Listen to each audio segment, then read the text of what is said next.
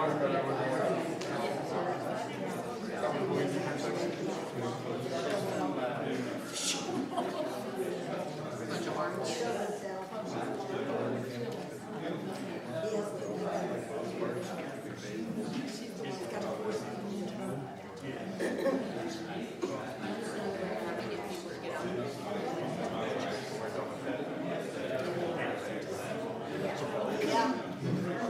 how are you?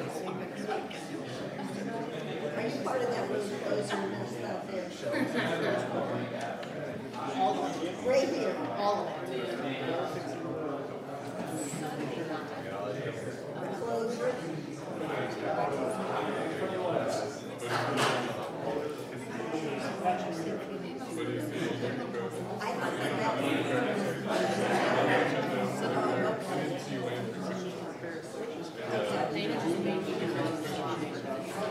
thought that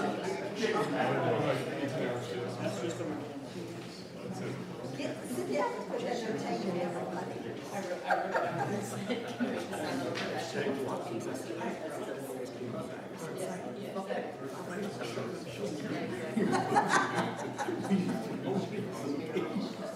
He said, I sure will.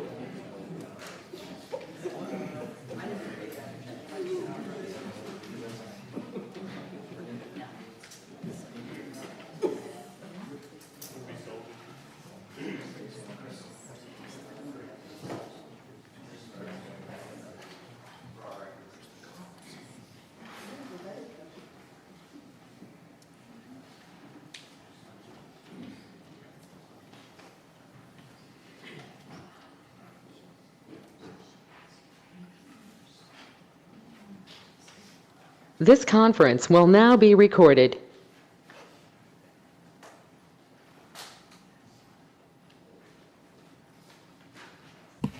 Good evening, ladies and gentlemen. Good evening, council. I'll call to order this Haslet City Council meeting on Tuesday, February the 17th, 2026 at 7:02 p.m. There is a quorum present. If you'll bow your heads with me and then stand for the Pledge of Allegiance. Thank you, Almighty Father, for all your many blessings. We pray for your peace and guidance on our nation, our state, our county, and our city. In Jesus' name, amen. I pledge allegiance to the flag of the United States of America, and to the republic for which it stands, one nation, under God, indivisible, with liberty and justice for all.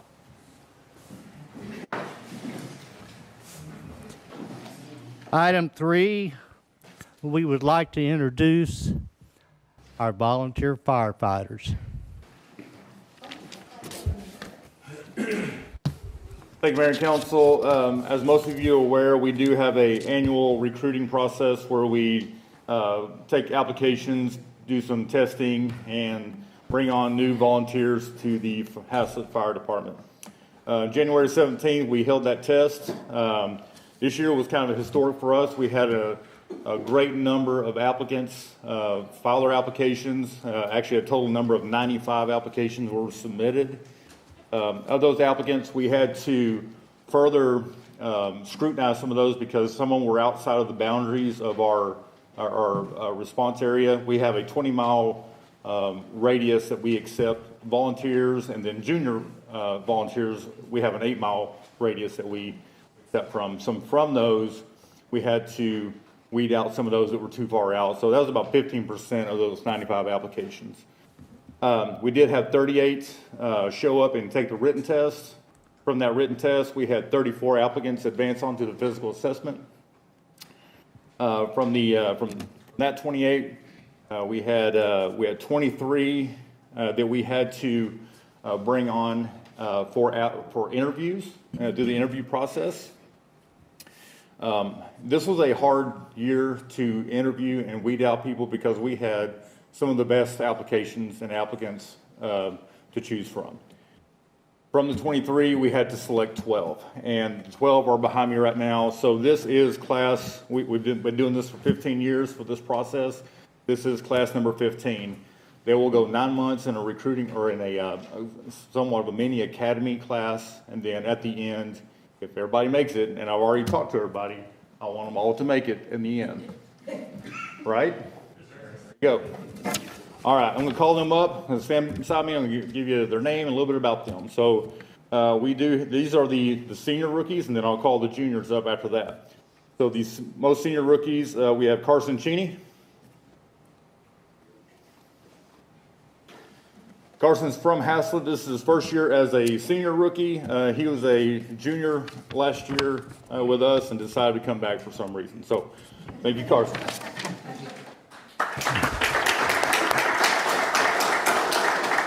Chief Thetford, I might ask that you tell us your distinction between senior and junior. Sure, absolutely. So a junior senior obviously is somebody that's out of high school and they're over 18 years of age. If they're still 18 and still in high school, they're considered a junior until it would be the next year that they come back and retest with us. If you're a junior right now, there's a 2-year program for junior firemen. If you're 16, you can test, go through the process, but then if you want to come back, you got to test again until you're out of that age range. And then once you are, then you're good to go. I do want to make one other comment. I referred to Chief Thetford as chief. Michael Thetford is chief of the volunteer firefighters. Yes, sir. Thank you, sir. All right. Next, we have Anthony Lard. Anthony is from Detroit. He lives in North Fort Worth, and he works at Fidelity Investments.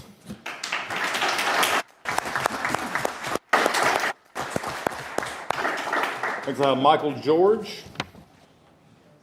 Spells his name differently than mine, so he's kind of odd. Michael lives at over by Eaton High School, and he is a distinguished Eagle Scout and currently in EMT school.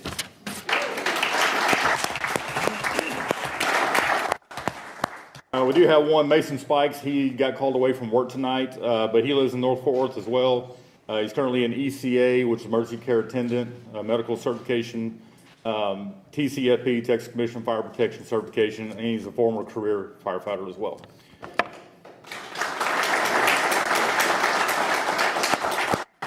Next we have Davin Smith. Davin lives in Haslet and currently works at K&D Automotive, and we're going to see what we can do with him.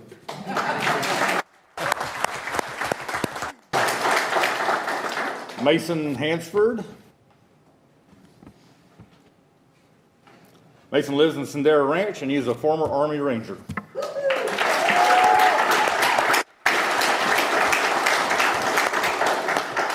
Caden Bridges.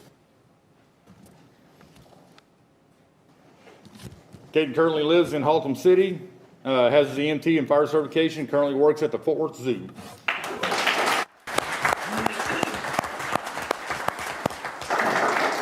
Tanner Conley.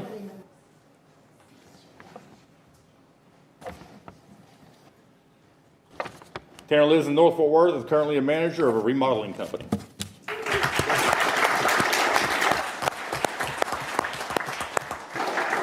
Kimberly Ramirez.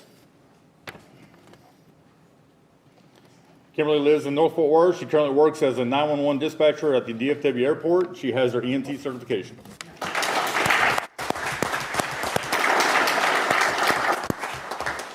That is our senior rookies. Now we're going to move on to our juniors. So we have returning Matthew Myers. He was here last year as a first-year rookie or junior, and now he's in his second year junior. So he lives by Eaton High School and is a senior in high school, returning as a junior firefighter for the second year. Yes, sir.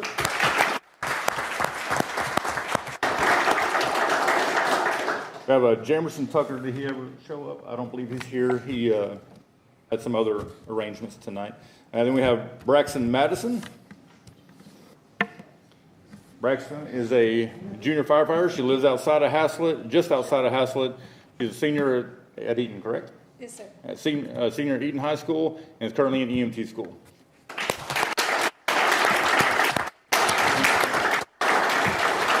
And I would like to say that Braxton is our first female junior firefighter.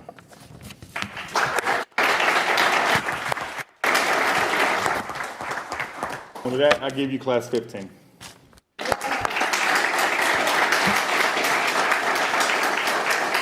And council, I would like to go down on behalf of all of us and shake each one of their hands. Very good.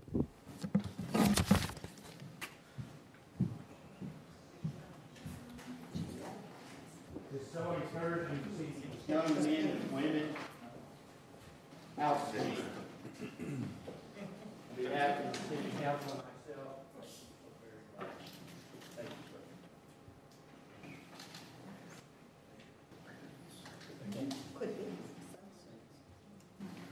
you, sir.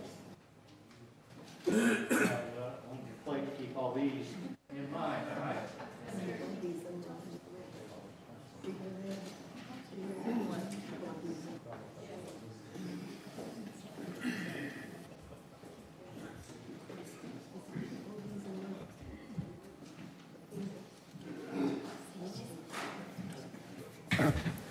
Let's give these volunteers another round of applause.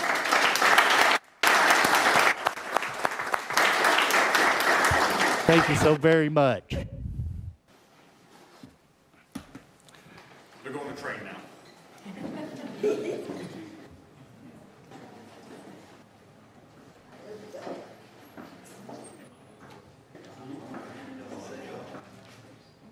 Excellent. Thank you, Chief. Item 4, citizen participation and comments. I'm assuming we've got some speakers. We do. We have several in person, and then we do have some received ahead of time as well. Well, let's take those who have signed in and in person. Yes, sir. Our first one is Carol Clark. Ms. Clark.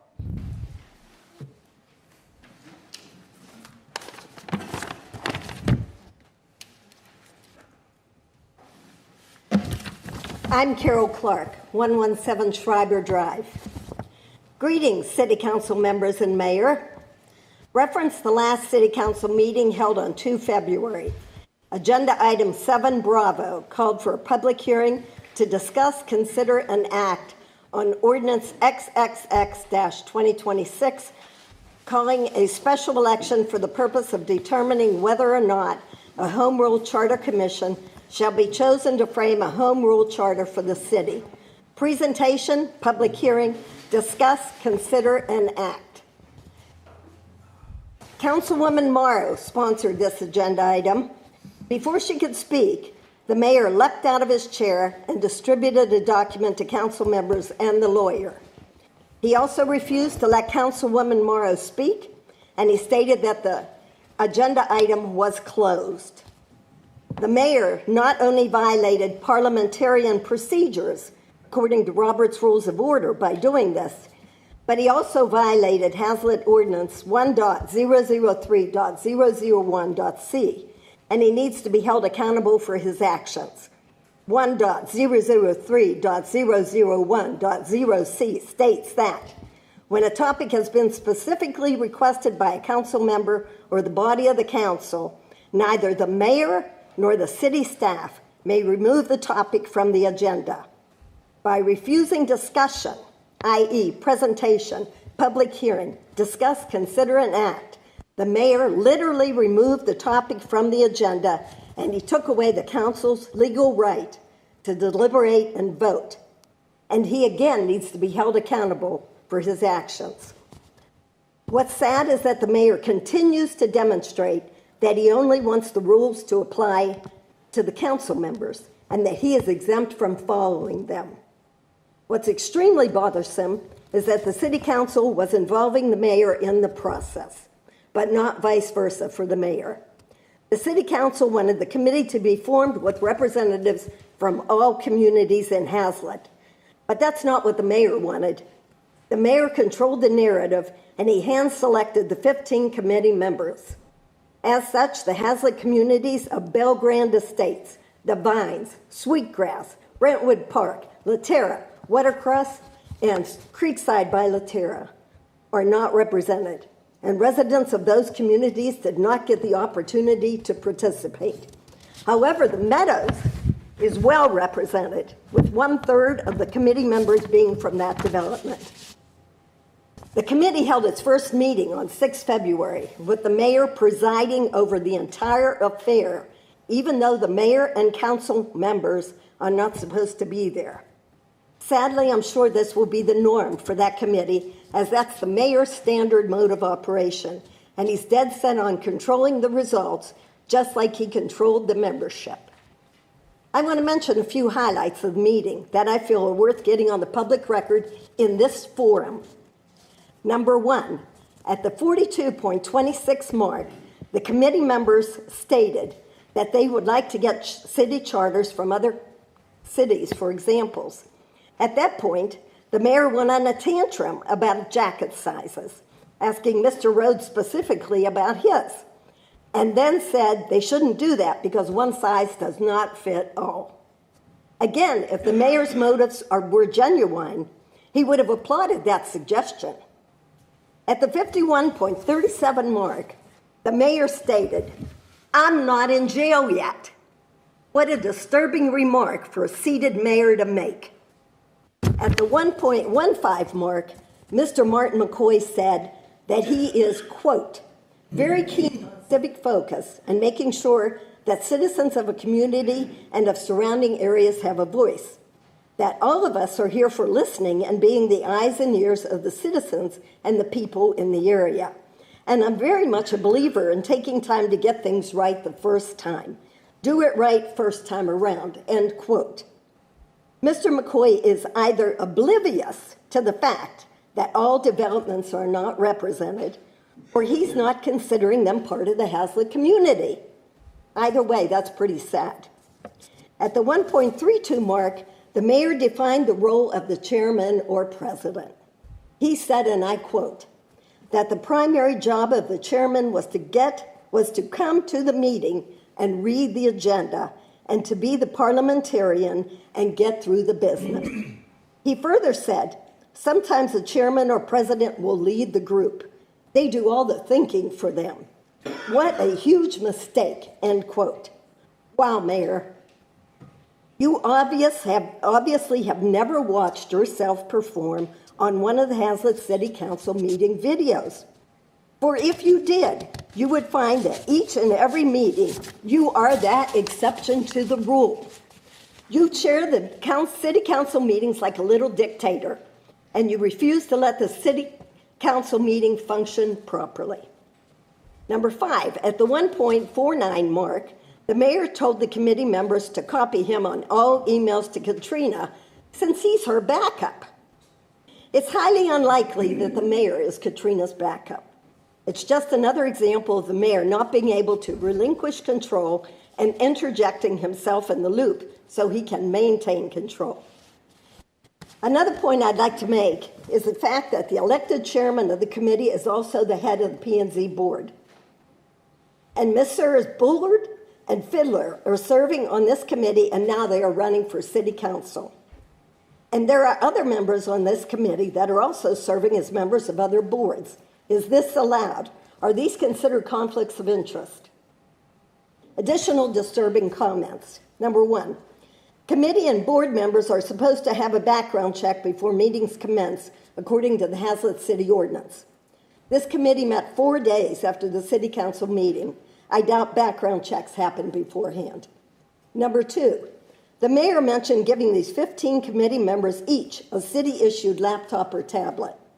Council members who are elected for 2-year terms don't have city-issued laptops or tablets. Therefore, these short-term committee members should not either. This is a waste of our tax dollars. Let them use their personal devices just like council members do, or they can use paper and pencil, like the mayor jokingly mentioned during the meeting. Lastly, I'd be remiss if I didn't end this letter like I did my previous 2 letters. Mayor, you continue to operate like a lone wolf. Your agenda is not that of the residents of Haslet.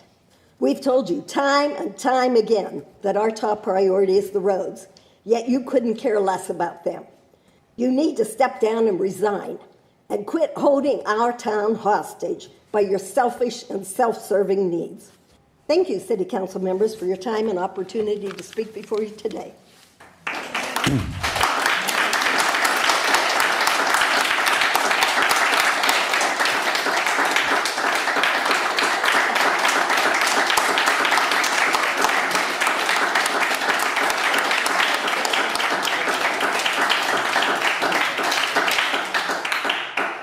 Well, thank you, Ms. Carroll.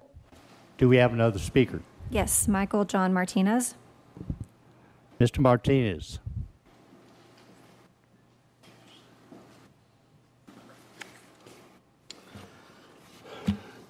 Good evening, Mayor and council members.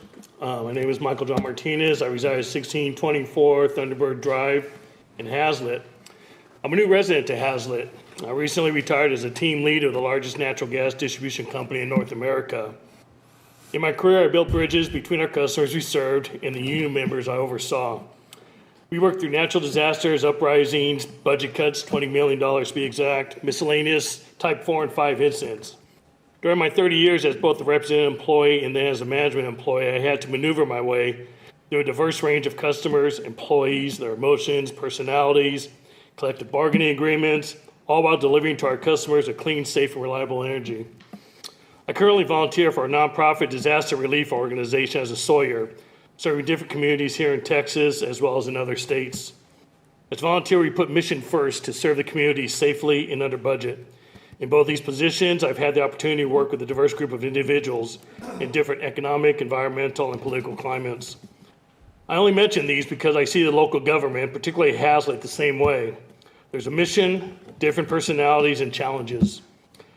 Haslet is experiencing record growth, about 43% increase in 2025 alone, infrastructure lagging and budget restraints. What I've witnessed the short time I've lived here is a lack of candor, communication, and accountability from the mayor. This does not serve the citizens of Haslet well. It endangers them and makes their lives burdensome. I have questions and concerns that I'm sure are not isolated to myself. The National Fire Protection Agency has standards for first responders' response time. Question, is our fire department meeting these standards with the increase in traffic and population? Are reports or time studies available to the public? Are roadways designed in a safe and efficient manner to handle the increase in traffic? Are city funds being used wisely and prudently? Why did the mayor go off on his own to get another design for a bridge when there was one already approved and funded for and not notifying the council members before doing so? Why does the mayor continue to use one consultant, Belchuff and Associates, when the city and other state departments, example, Texas DOT, have their own engineers and consultants that are not only capable of consulting and advising, will be more cost effective? Why is the mayor so reluctant to have a city administrator to take care of the day-to-day activities? Why does the mayor avoid collaborating with the council so that the citizens of Haslet could benefit? Some of these questions are rhetorical based on the actions or inactions of you, Mr. Mayor. It takes a true leader to admit when wrong, be accountable, put themselves second, and put the mission first. I'm not sure, Mr. Mayor, you're up for the challenge from what I've witnessed with your past behavior.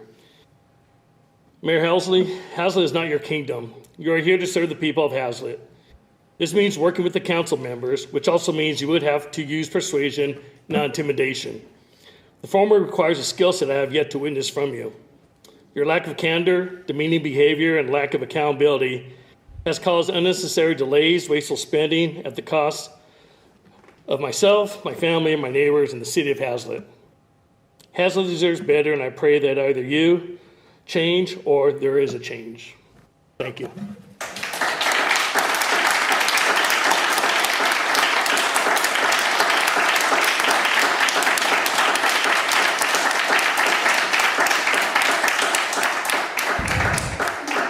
Well, thank you, Mr. Martinez. Do we have another speaker? Yes, Kitty Wirtz.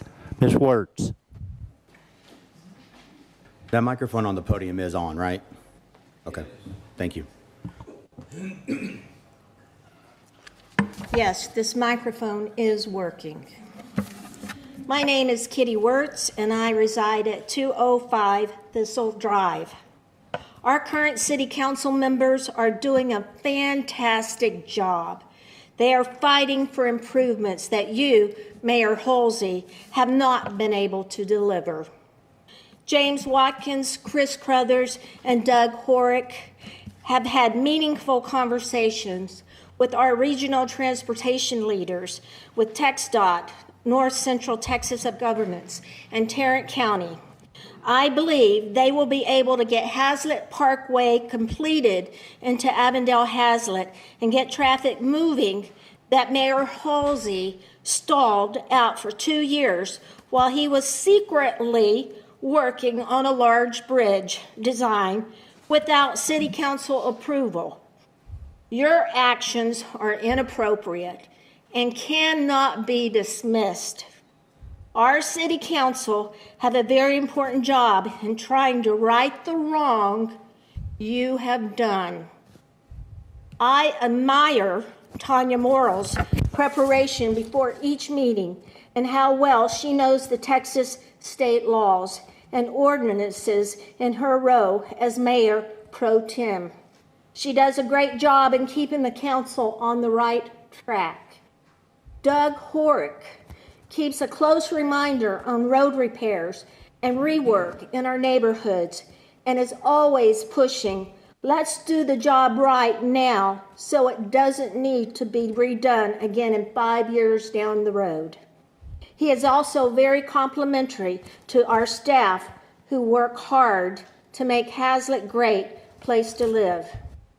James Watkins asked the hard questions to be able to get down to the truth of the matter. Transparency is vital, and wrongdoing must be called out, and there is no better one at it than James Watkins. He takes action to put Haslet on a better path. Some folks may not like his style, but he sure gets the job done. Isn't that what we all want? Every one of our city council members have a unique skill and talent that is so appreciated, and we are fortunate to have these city council members sitting in the seat right now. Zach Gilbert is passionate about improvements on the parks, and Chris Crothers is focused on improving our sales tax revenue. Thank you all for the job you do every day, which is not an easy one. Good work. Keep fighting the good fight. Mayor Holsey, your questionable leadership and poor decision makings are evident in many areas, with poor outcomes as a result. It is evident you are doing secret work with a rogue faction. It is very sad that you feel like you cannot work with others. This appears to be a pattern that repeats itself. Your request for others to call you, and when you refuse to call others. Communication works in two directions, yet you have no concept of that understanding. Mayor Halsey, your lack of candor is beyond belief. I believe you are afraid of being transparent because you would end up opening yourself up to criticism. Is it possible that criticism is something your ego cannot handle?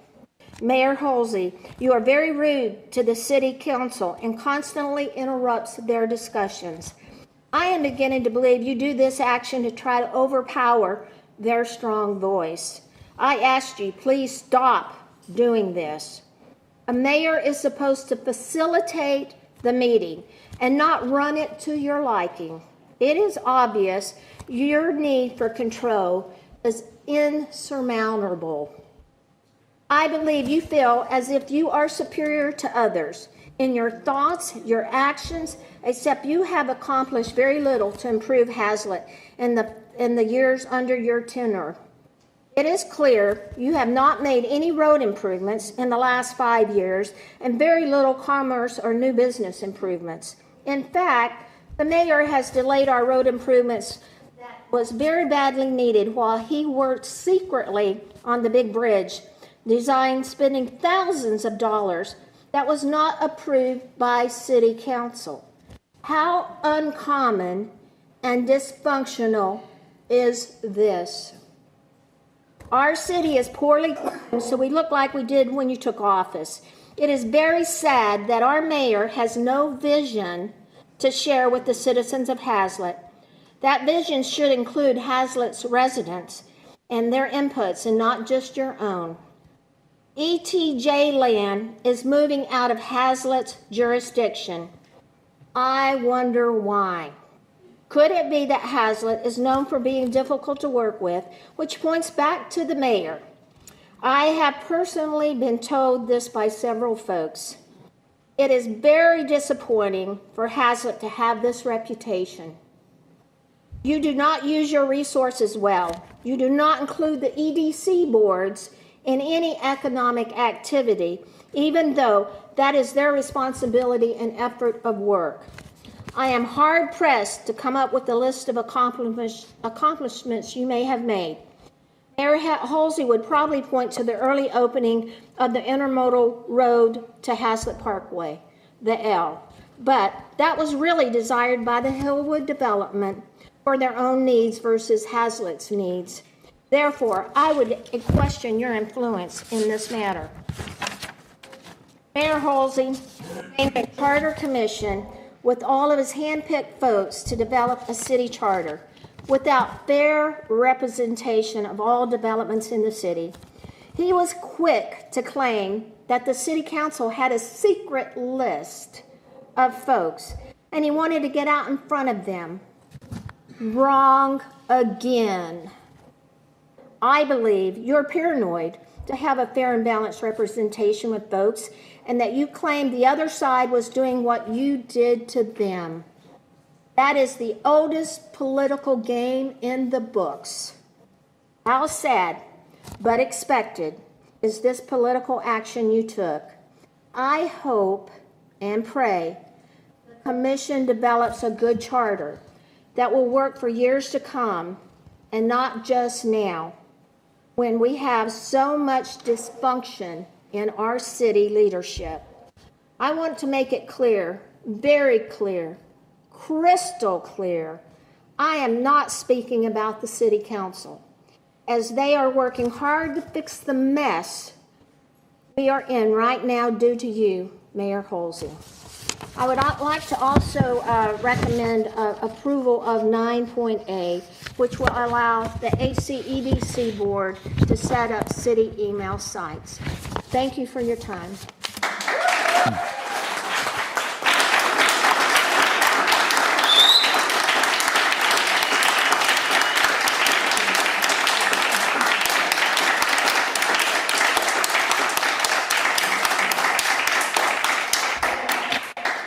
Thank you, Ms. Wertz.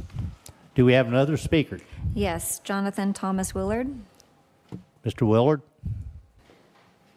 Mr. Mayor, Councilman, my name is Jonathan Thomas Willard. I'm a resident of Sedera Ranch. I live at 14621 Comal Lane, Comal Street. I'm here to address your situation about roads right now in this city. As a citizen of Haslet and Sedera Ranch, I live in the mess that you created with your road infrastructure that you have not updated in years and years and years. We, Sedera Ranch, and your residents of Haslet have been asking for many, many, many years for you to improve your road system, and you haven't done anything about it. The last project that you tried to do was 5 years ago, and not even to mention Haslet Parkway. You have not touched Haslet Parkway since 2021, which was literally, that is the last time that you touched that project. You haven't said anything about it. No news posted, no updates on it at all, Mr. Mayor. You have nothing to say about that project. And that project is something very important to the residents of Haslet and the residents of Sedera Ranch and the residents of Madero and everybody that lives in the mess that you created because of your road infrastructure. Now, I have something else to tell you. The amount that you love the fire station and your firefighters, you don't care to improve your road system on 156 to make it 4 lanes. If you were in a situation where an emergency vehicle needed to pass by and you were trying to pass them, you can't do anything in that situation. All you can do, pull off to the side of the road into the grass, right? You can't do much about that. There's not anything you can do to try to let the emergency vehicles pass you. There's not anything you can do about that. And it's very important that this road becomes 4 lanes. You are becoming a very major road. This area is becoming a very major pass-through, a very major area, and you're not doing anything about that, Mr. Mayor. It's been many years since you've even touched this highway. The only thing that you did was resurface it, and only in some parts, too. You didn't even resurface the entire road, Mr. Mayor. That's all I have to say. Thank you.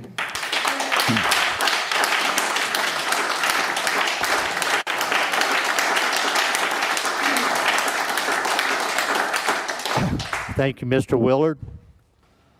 Do we have another speaker? Yes, Christopher, I apologize, Vincleric?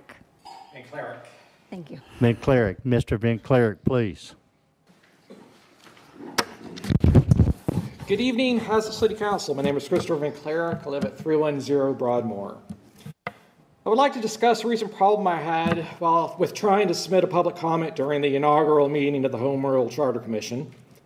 On Friday, February 6th, I emailed the City Secretary with a comment that I wanted to be read to the Charter Commission. Due to Haslet's well-known traffic problems, I didn't want to drive in rush hour traffic to attend the meeting in person.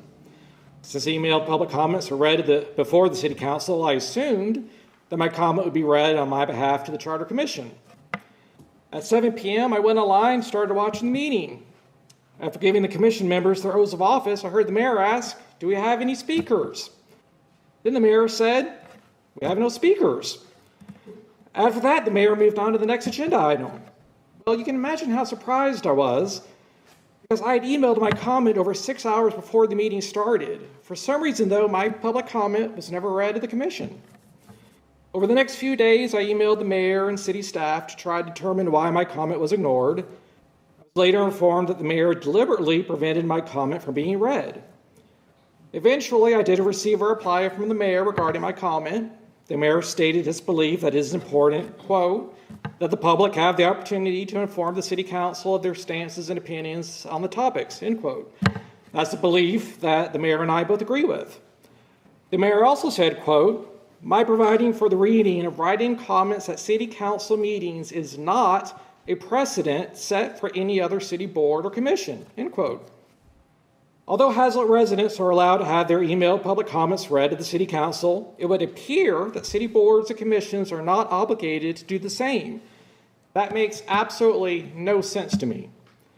We all pay taxes to the City of Haslet. Am I really asking that much for a comment to be read on behalf to the Charter Commission? The mayor believes that precedent has not been set for the reading of emailed public comments to city boards and commissions. Well, I disagree with that. I believe precedent was set a long time ago. I reviewed recent videos from various city boards and commissions and found that emailed public comments are routinely read on the residents' behalf. During the January 7th HEDC Type A meeting, one emailed public comment was read at the 19-minute, 42-second mark. During the September 24th HEDC Type B meeting, one emailed public comment was read at the 4-minute, 40-second mark. During the July 29th Planning and Zoning Commission meeting, the chair noted that the commission received 6 emails and stated their positions at the 18-minute and 43-second mark. During the June 4th HCEDC Type B meeting, the chair noted that the commission received 12 emails and stated their positions at the 20-minute and 10-second mark. During the May 27th Planning and Zoning Commission meeting, 4 emailed public comments were read at the 7-minute and 11-second mark. The chair also noted that the commission received 44 emails and stated their positions. I could go on, but it's obvious that the reading of emailed public comments is extremely common, as it should be. The mayor is wrong to suggest that precedent has not been set. City boards and commissions are already reading emailed public comments. So why wasn't my comment read to the Home Rule Charter Commission? I have no doubt that the mayor doesn't agree with the points I raised in my comment, and I hope comments aren't being read because the people running boards and commissions don't agree with certain residents in their comments. Our founding fathers were extremely wise. They knew their rights aren't given to us by government, cities, or mayors. They knew our government could only try and protect that which was already given to us by God. After writing our Constitution, they immediately amended it to ensure our rights were protected and recognized. One of those amendments, and perhaps the most important, is the First Amendment.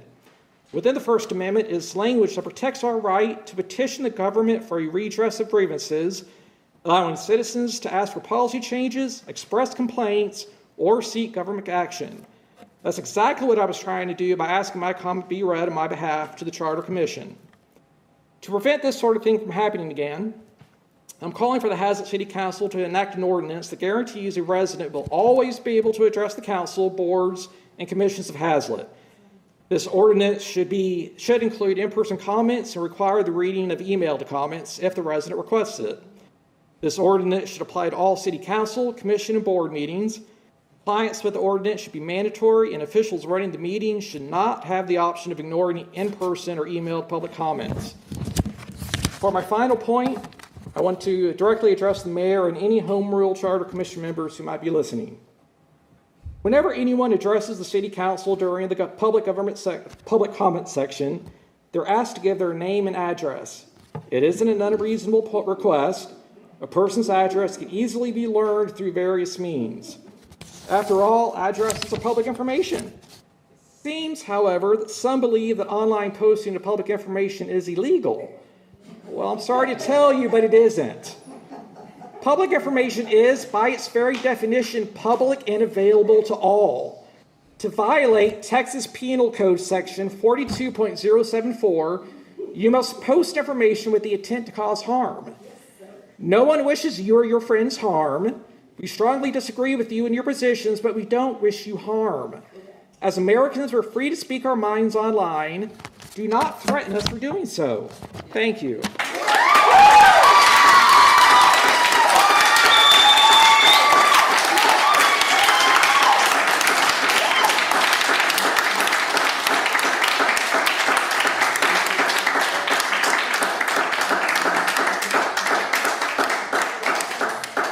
Thank you, Mr. Van Cleric. Do we have another speaker? We have two more in person. Laura, I always mispronounce this, I apologize, Slaughterhoff. Ms. Slaughterhoff.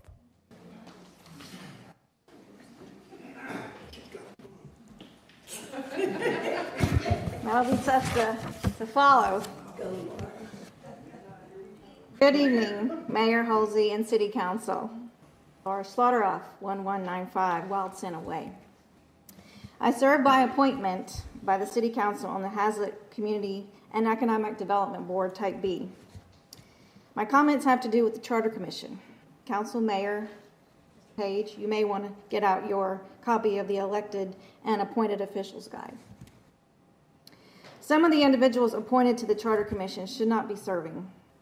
3 individuals really should step down and recuse themselves of the responsibility of creating and voting on the charter for the city of Haslet.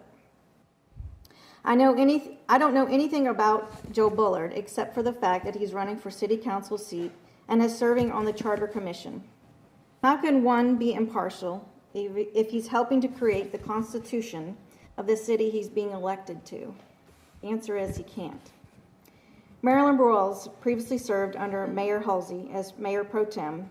She helped him get a salary.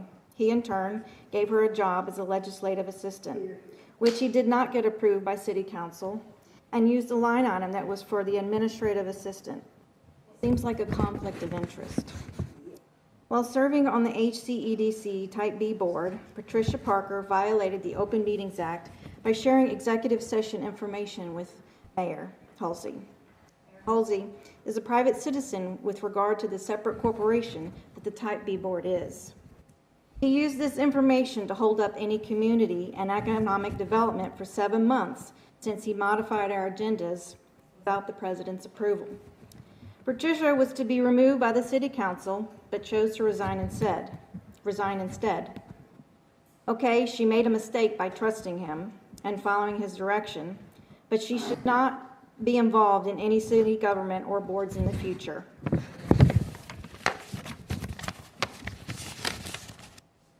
Let me read you the Code of Ethics and Conduct section.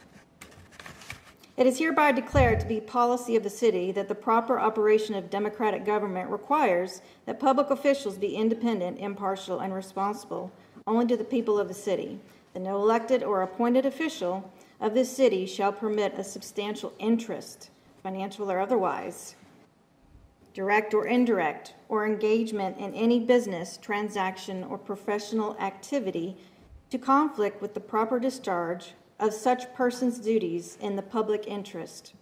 That public office not be used for personal gain, and that the city council and the boards and committees of the city at all times shall be maintained as nonpartisan bodies.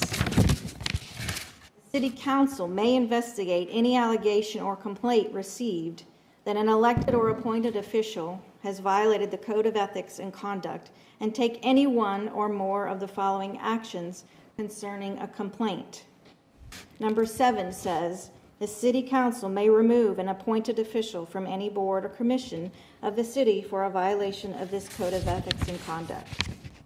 Joe Bullard, Marilyn Broyles, and Patricia Parker should not be serving on this charter commission and should respectfully step down. It would go a long way with the residents of Haslet. To the topic of citizen participation and comments, Christopher Scott Vinclair sent in an email and plenty enough time to be read at the February 6th Charter Commission meeting. Mayor Halsey chose not to have it read, even though he should not have been running the meeting. If you're going to put the same text about citizen participation and comments on the charter agenda that you put on every other board and commission agenda, then you are following the same procedure and can't claim this to run a different way. This violates the Open Meetings Act and will be reported. If you are serving on the Charter Commission and are listening, make sure you've taken the Open Meetings Act and Open Records Act training and you understand it. I wouldn't trust a mayor by his suppressing citizen voices on multiple occasions. If it happened to me, it can happen to you. Regarding item 9A, please approve HCEDC budget amendment for HCEDC email addresses. It's about time we got them. Thank you.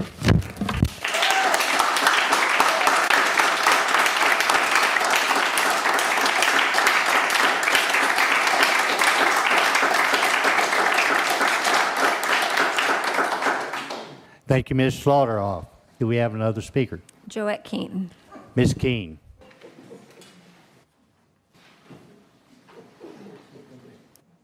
I love the laughing behind me.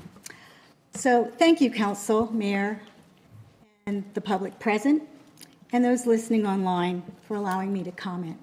I have a lot of comments I could make. Please state your name. Oh, sorry. Please. I thought everybody knew me by now. Joette Keene, 1410 Poppy Drive, Haslet, Texas. Thank you. So I have a lot of things I could say because I heard a lot of things that were questionable and borderline true, borderline untrue. But I'm going to read my prepared statement because I really wanted to actually thank Mr. Vinclair for bringing your attention to some certified letters that I sent to him, Councilmember Gilbert, and Mrs. Clark. Now, why did I write letters to these individuals? Since, as Mr. Vinclair just described, there was no intent of harm, therefore not illegal.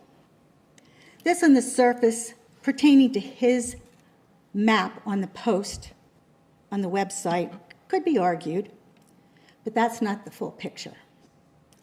While the website in question is managed as private, there have been disclosures of many posts for months provided to me.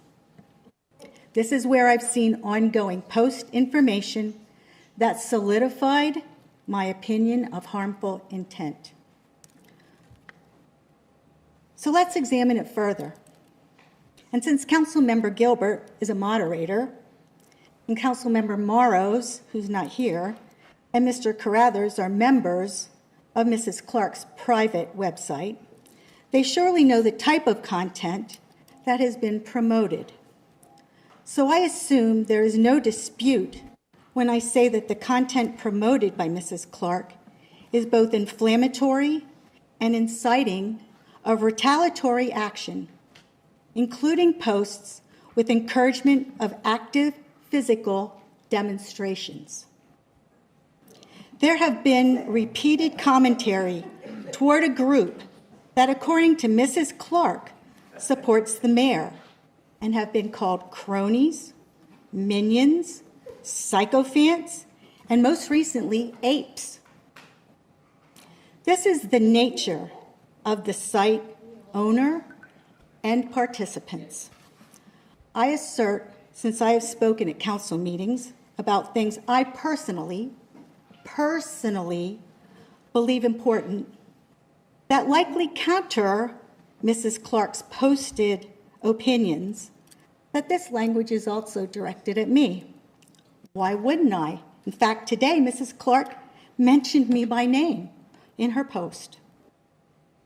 Note as well, Haslet citizens, that we have 3 council members participating on a private website where the creator, Mrs. Clark, denies anyone access who may have a different opinion. This is fact. This is her right. But is it appropriate for sitting council to be part of this, where no differing voices may share opinions or counter accusations with actual facts? Nor have these council members disputed anything that has been posted, even if inaccurate, offensive, or potentially harmful to constituents. Isn't it a myopic view for council members to participate in filtered community commentary on social media? But I'll just leave that thought with you to ponder.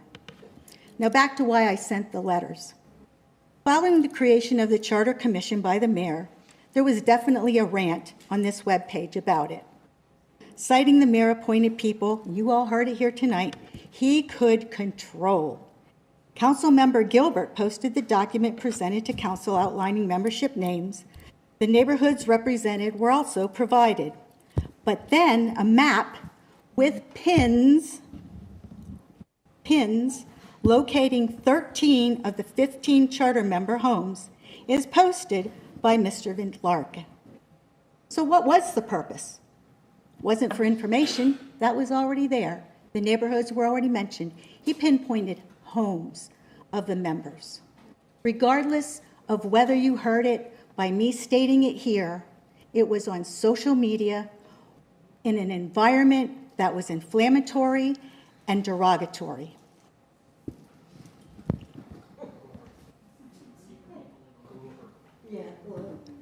He may state he did not intend harm by this doxing, but couple that with the website audience that has been reading from Mrs. Clark for many and several months, and all it takes is for one deranged person to snap. So yes, I sent the letters. I would ask that you let the speaker continue. There was no interruption. Has anyone seen for others. anything on the news where people who have been incited have harmed people? Haslet isn't unique. You can laugh. Excuse me, folks, can we So yes. let the speaker finish, please? Excuse me. Let's But yes, give everybody the same option. So yes, I sent the letters. At first, I was just astounded by the ignorance of his risk in posting it. However, my 2 adult granddaughters, one with a 6-week-old baby, were staying at my home. I mentioned the post with the map. And when I saw the alarm in the new mom's eyes about safety in my home, I sent the letters. Now, you can criticize me for that. I really don't care, because I was standing up for my family's concern and safety. For me to notify you of your misconduct is not harassment. Council, you should care about what is being done and said about people who you profess to represent, about people you agreed and trusted to sit on boards, about people who do good for the community being denigrated on this website. Shame on you for participating in that. Most of you don't know me. You don't know what I stand for.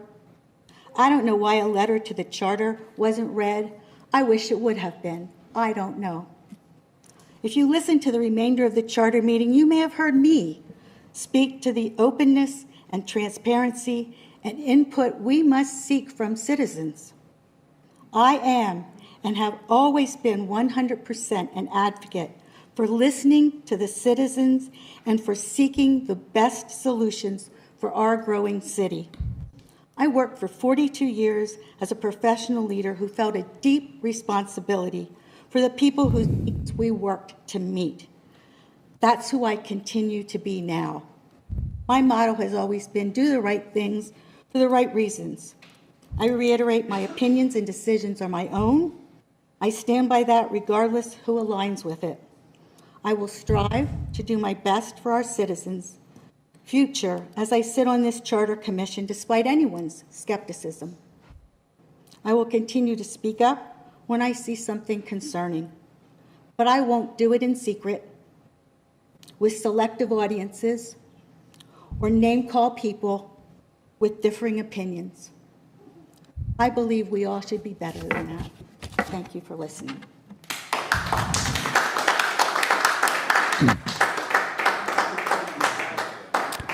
Thank you, Ms. King. Do we have another speaker? That was the last in person that we received. Do we have anybody online? No, sir. We have none online. And you have some write-ins, please? Yes, we do. So we received 11 emails opposed to the Keller Haslet extension closure. We have 2 emails that were requested to be read aloud. We have summarized them. Residents of the Laterra community.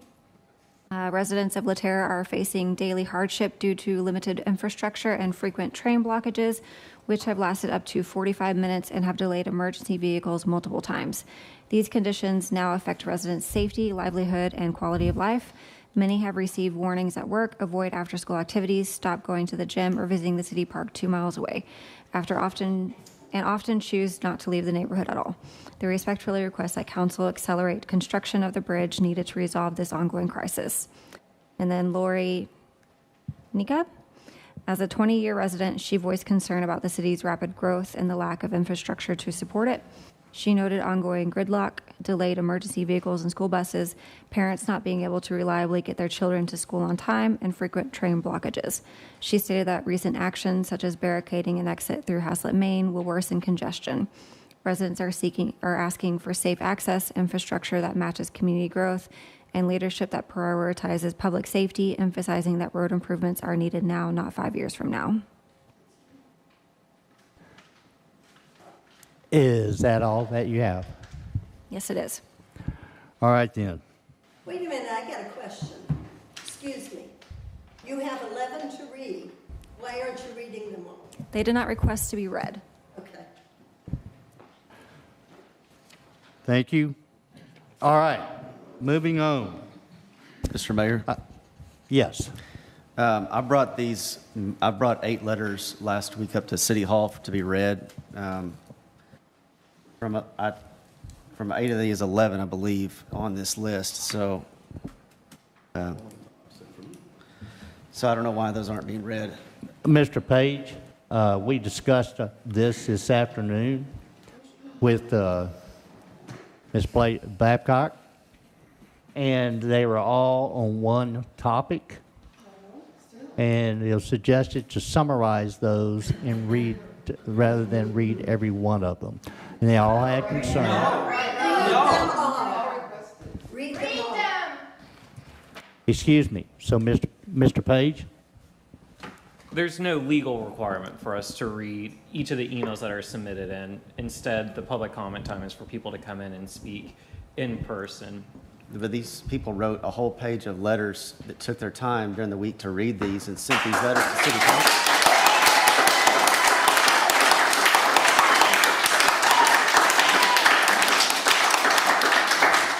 Some of these residents might be out here, some might be online, and they might not want to speak in front of the podium, but I think they should have their letters read. They wrote these letters to City Council and asked them to be read. So I think that's pretty bad that these people out here probably want to hear their letter read tonight. So I just think that's really fair. If they don't want to speak, then I think we should read them. Mr. Page, what was your suggestion? For those who had requested that they be read, that we read a summary of the letter. And then for those that did not request the letter to be read, that we simply note that their support or opposition to whatever item that they wrote in on. And so again, my understanding was that those letters that were drafted that you're speaking of did not request them to be read in. When I brought them in last week, I said we got these letters from residents, and I brought them printed them out from my house. I said, please read these, put them on the record and read them on next Tuesday. Mr. Page, on the first email that we have here, it's an email from Councilman Gilbert to the city secretary. Can you please add this to the list to read tonight? From the citizen. The citizen asked him to give to her to read to us tonight. So how does that not fall under the same guideline? I have not seen that email, so I can't speak on It was distributed to the council. I didn't receive the email. Mayor Halsey, did you not give copies of these to the attorney? The documents we have? We did given to not, him as well? we did not send all these emails to the city attorney. No, we did not.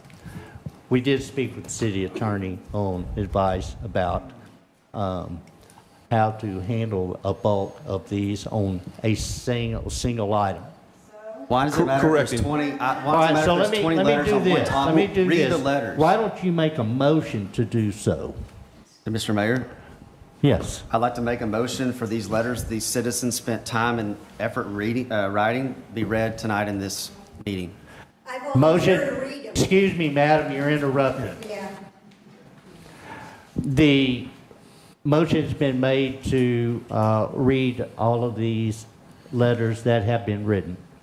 And is there a second? Mayor Halsey, There is a second. Mr. Carruthers seconded. All in favor? It's unanimous.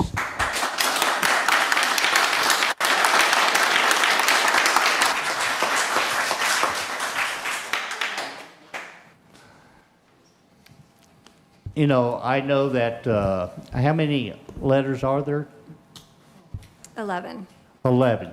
I'm going to ask Mr. Page to read them because he's got a stronger voice. Old demeaning. Huh? What's that? I said, isn't that old demeaning? Oh.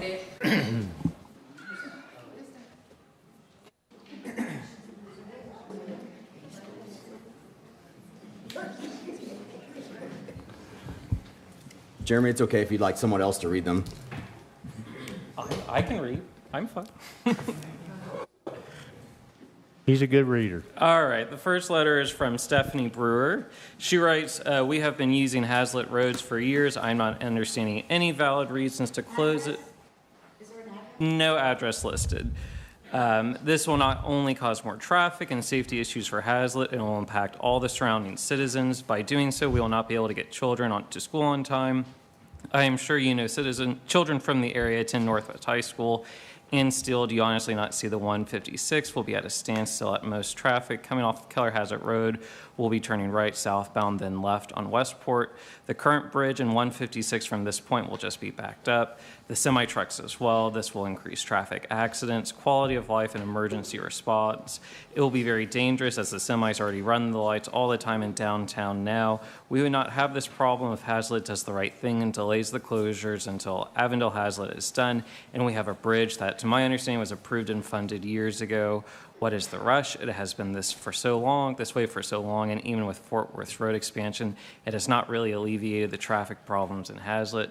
This will put us worse off than it was before that expansion. I urge you to do the right thing here and delay it until the roads and bridges complete. And again, just as a summary, these are all about the impending closure of the intersection at Keller Haslet Road and Main Street. The next one is from Ryan Cooper. He writes, I am writing as a concerned individual who regularly travels through Sendero Ranch and relies on the roads in that area. The decision to close one of the main access points to the neighborhood is deeply troubling and short-sighted. This action threatens the safety and convenience of everyone who uses this critical route. Sendero Ranch has grown significantly in recent years, and while that growth is a positive sign of development, the infrastructure in place to support it has not kept pace. Instead of improving access and easing congestion, this decision will only make things worse by limiting available routes in and out of the area. One of the biggest concerns is the impact that this will have on emergency services. Closing this access point reduces the number of routes available for first responders to reach people in need. In an emergency, every second counts. It will make it harder for police, fire, and medical teams to get where they're needed quickly, and which is a serious risk to public safety. In addition to safety concerns, this decision will make traffic in the area even more problematic. Thousands of vehicles already move through Sendero Ranch, and reducing access will funnel that traffic onto fewer roads, creating bottlenecks and delays for anyone trying to get through. Whether for work, school, or daily errands, this will create frustration and unnecessary congestion for everyone. What is especially frustrating is this decision seems to have been made without considering the real-world impact on people who rely on these roads every day. The leaders of Haslet should prioritize solutions that meet the needs of the surrounding communities, not just those within city limits. Closing this access point is not a forward-thinking decision. It's a step backward that ignores the realities of a rapidly growing area. To add the intersection of 156 and Westport will not be able to accommodate all the left turn traffic during rush hour at its current configuration. Main Street helps keep it balanced. Next letter is from Jordan Drake. They write, I'm a resident of far north Fort Worth. Currently, the city of Haslet will be closing down the Keller-Haslet extension that was recently constructed with the city of Fort Worth, as far as I'm aware, to construct medians and guardrails that will block our neighborhood from accessing Main Street of Haslet. This will create huge traffic concerns for Fort Worth residents, possibly worse than before the extension was built. I'm expecting this to add at least 30 minutes to my drive to work. It already takes 20 to 30 minutes to just leave the neighborhood due to the stop sign on John Day. My safety concern now that people will be forced to go through more traffic lights and all one way in and out on the extension. We all know how impatient people are with traffic. People will go down Main Street of Haslet and either decide to turn down the wrong way on Keller-Haslet Road or try to complete an illegal U-turn on the extension, which is also a large safety concern.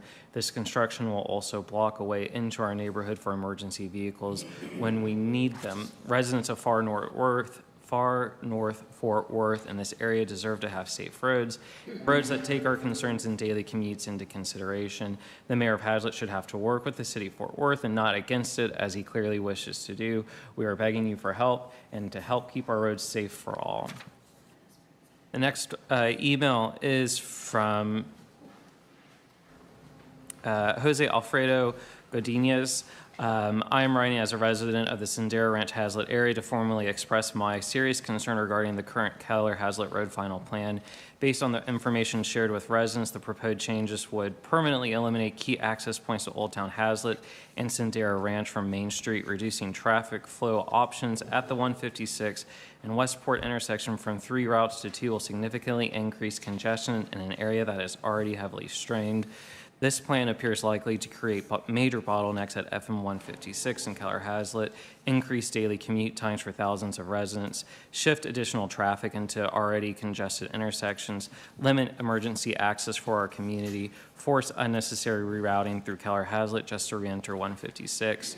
Our roads are already operating at or near capacity, eliminating access before alternative infrastructure such as completion of Avondale-Haslet Road and the proposed bridge is in place does not seem to prioritize public safety or long-term planning. This is not simply an inconvenience, and it directly impacts emergency response times, school transportation, small businesses, and the overall quality of life for residents. I respectfully request that this plan be reevaluated and that no permanent access changes be implemented until sufficient alternate routes are completed and traffic impact studies are clearly communicated to the public. Our community deserves transparency, thoughtful planning, and infrastructure that supports continued growth rather than restricting it. The next one is from Brooke Hawkins. I am running as a concerned resident of Sendero Ranch. I'd like to formally request reconsideration of the planned road closure and access changes impacting Keller-Haslet Road, Main Street, and access to Sendero Ranch.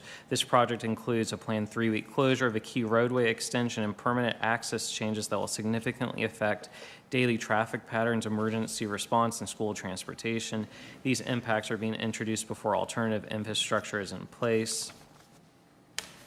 During the 3-week closure, residents will only have 2 practical routes to reach state highways and employment centers, either northbound on John Day Road to SH 114 or through Sendero Ranch Boulevard to Willow Springs Road.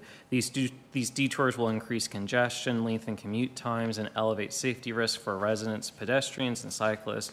Concentrating traffic on neighbored streets will also increase the likelihood of aggressive driving and accidents. Emergency vehicles already experience delays navigating peak hour traffic in this area. Reducing available ingress and egress routes and forcing detours will further restrict emergency access and increase response times for fire, EMS, and law enforcement. This raises serious public safety concerns for thousands of residents. Implementing this project during the school year will significantly worsen congestion during morning arrival and afternoon dismissal times. Families, school buses, staff, and student drivers from Northwest ISD rely on these roads daily. Increased traffic on neighborhood streets and at key intersections will heighten safety risks in school zones and delay school transportation. This project is moving forward before completion of Avondale Haslet Road and the associated bridge, which are necessary to provide access and distribute traffic demand, alternative access and distribute traffic demand. Removing existing access routes before replacement infrastructure is completed places unnecessary burden on residents and compromises safety. We respectfully ask the City Council to pause or delay the project until Avondale Haslet Road and the bridge are completed, require a documented review of emergency access and response times, reevaluate detour routing and peak hour impacts, including school traffic, avoid implementing major road changes during the school year. Once these access routes are removed, the impacts will be permanent. We urge the Council to prioritize public safety, emergency access, and responsible infrastructure planning before allowing this project to proceed. Next one is from Gracie Johnson. Good morning. I'm writing as a resident of Sendera Ranch, Fort Worth jurisdiction, Haslet address, regarding the recent and permanent access changes at Keller Haslet and Main Street. The closure has already added approximately 15 minutes to my morning commute and is significantly impacting daily traffic flow for residents who rely on the corridor for work, school drop-offs, and emergency access. Given the scale of the impact to our growing community, I am formally requesting the following documentation relating to this decision: full traffic impact analysis, any congestion modeling, emergency response time evaluations, regional coordination documentation between Haslet, Fort Worth, and Tarrant County, any public notices, stakeholder outreach records, or meeting minutes relating to this decision. As Fort Worth residents within Sendera Ranch who carry Haslet addresses, we are directly affected by this intersection. It is important that transparency be provided regarding this analysis and coordination that informed this permanent change. If these changes are available online, please direct me to the appropriate link. If not, I would appreciate guidance on how to formally request them. Thank you for your time and attention. I look forward to your response. Next up is Samantha Romo. I am writing as a deeply concerned and frankly angry resident of Sendera Ranch and a citizen of Tarrant County. The decision to close one of the main entrances and exits to our neighborhood is unacceptable and shows a complete disregard for the safety, daily lives, and long-term well-being of the residents you are supposed to serve. Sendera Ranch is home to thousands of families, with even more homes actively being built. Despite this explosive growth, there has been no meaningful investment in additional infrastructure to support it. Instead of improving access and traffic flow, this decision does the exact opposite by reducing roadway access for an already overburdened community. Closing one of the main access points eliminates a critical secondary route for emergency responders. This is not a hypothetical concern. It is a real and dangerous risk. Fire, police, and EMS rely on multiple points of entry to respond quickly. Removing one of them puts lives at risk. No resident should have to wonder if help will be delayed because a road was intentionally closed. Beyond safety, this decision will significantly increase traffic congestion for residents commuting to work and for families during the school year. Thousands of vehicles already move in and out of Sendera Ranch daily. Main Street and Keller Haslet Parkway have helped alleviate the congestion. Removing access will funnel traffic into fewer routes, creating gridlock and frustration for residents who already deal with overcrowded roads. What makes this situation even more infuriating is that these decisions appear to be made by the mayor without regard for the people who actually live with the consequences. Leadership is supposed to serve the community, not impose reckless decisions that impact thousands of families while remaining insulated from the fallout. Reducing roadway access for a rapidly growing neighborhood is not progress. It is irresponsible, it is illogical, and it is unacceptable from anyone in a leadership position. Someone on this council needs to stand up, challenge this decision, and deny it outright. This community deserves leaders who actually care about resident safety, traffic realities, and responsible growth, not ones who push through inexcusable decisions without accountability. I urge you to reconsider this closure immediately and start prioritizing solutions that match the growth of Sendera Ranch instead of actively making conditions worse for the people who live there. The next up is Sierra Hickman. I'm writing to express concern regarding the recent closure of Keller Haslet Main Street and the significant increase in traffic being redirected through the Madero and Sendera Ranch communities. While we appreciate the effort to improve infrastructure and understand that construction is necessary, the current closures have created substantial congestion, particularly during peak commuting hours. Many Haslet residents rely on these roadways to travel to work and even on a good day can take 16 or more minutes just to reach a nearby highway. The added traffic has made this increasingly difficult and unpredictable. I would appreciate the opportunity to review the traffic impact study or any emergency response evaluations that were conducted prior to implementing the current closures. Given that many of our roads are only 2 lanes, the level of congestion during peak hours raises serious concerns about delayed response times for fire or medical emergencies. Additionally, one of the primary entry points into Haslet that is not typically affected by train delays is now impacted by both a road closure and increased traffic volume. I respectfully request that construction timelines be reevaluated to determine whether work can be expedited or that greater consideration be given to traffic flow management during high volume hours. Next up is a letter from Andrew Turner. He writes, I'm writing as a Haslet resident with no voting rights. I will vote with my wallet and will never again shop in Haslet. The blocking of downtown without the Avondale-Haslet extension and bridge over 156 is simply asinine. All you are going to accomplish is increasing traffic and delays on 156.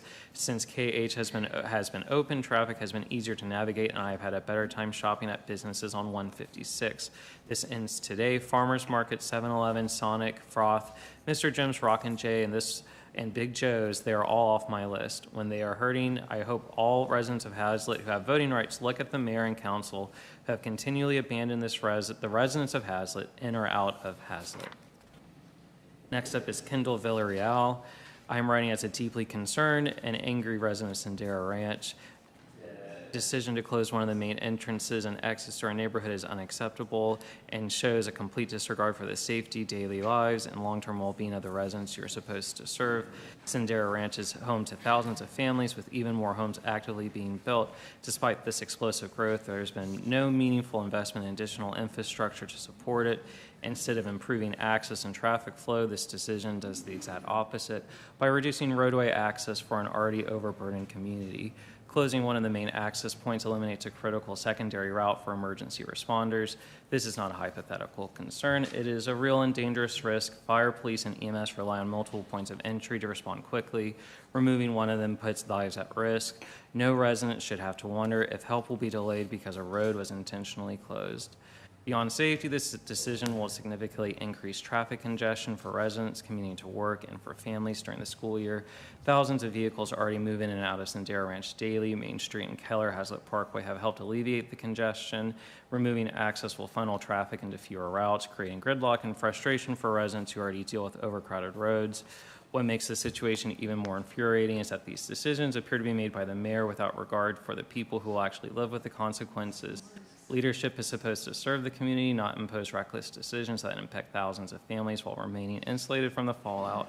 Reducing roadway access to a rapidly growing neighborhood is not progress, it is irresponsible, it is illogical, and it is unacceptable from anyone in a leadership position. Someone on this council needs to stand up, challenge the decision, and deny it outright. The community deserves leaders who actually care about resident safety, traffic realities, and responsible growth, not ones who push through inexcusable decisions without accountability. I urge you to reconsider this closure immediately and to start prioritizing infrastructure solutions that match the growth in Sendero Ranch instead of actively making conditions worse for the people who live there. And apologies, I think that might have been a repeat from when we just read. But lastly, we have Matthew Wegman. Please delay the work on Keller Haslet until a Avondale Haslet project is completed. The traffic situation due to delays by local governments, including Haslet, is enough reason to delay causing the situation to be worse for 99% of the population to benefit access to downtown Haslet. Please move along and complete the Avondale Haslet expansion and train bypass before closing any portion. Traffic in and around Haslet Main Street, and that was from Matthew Wegman. I think that's it. Thank you. All right.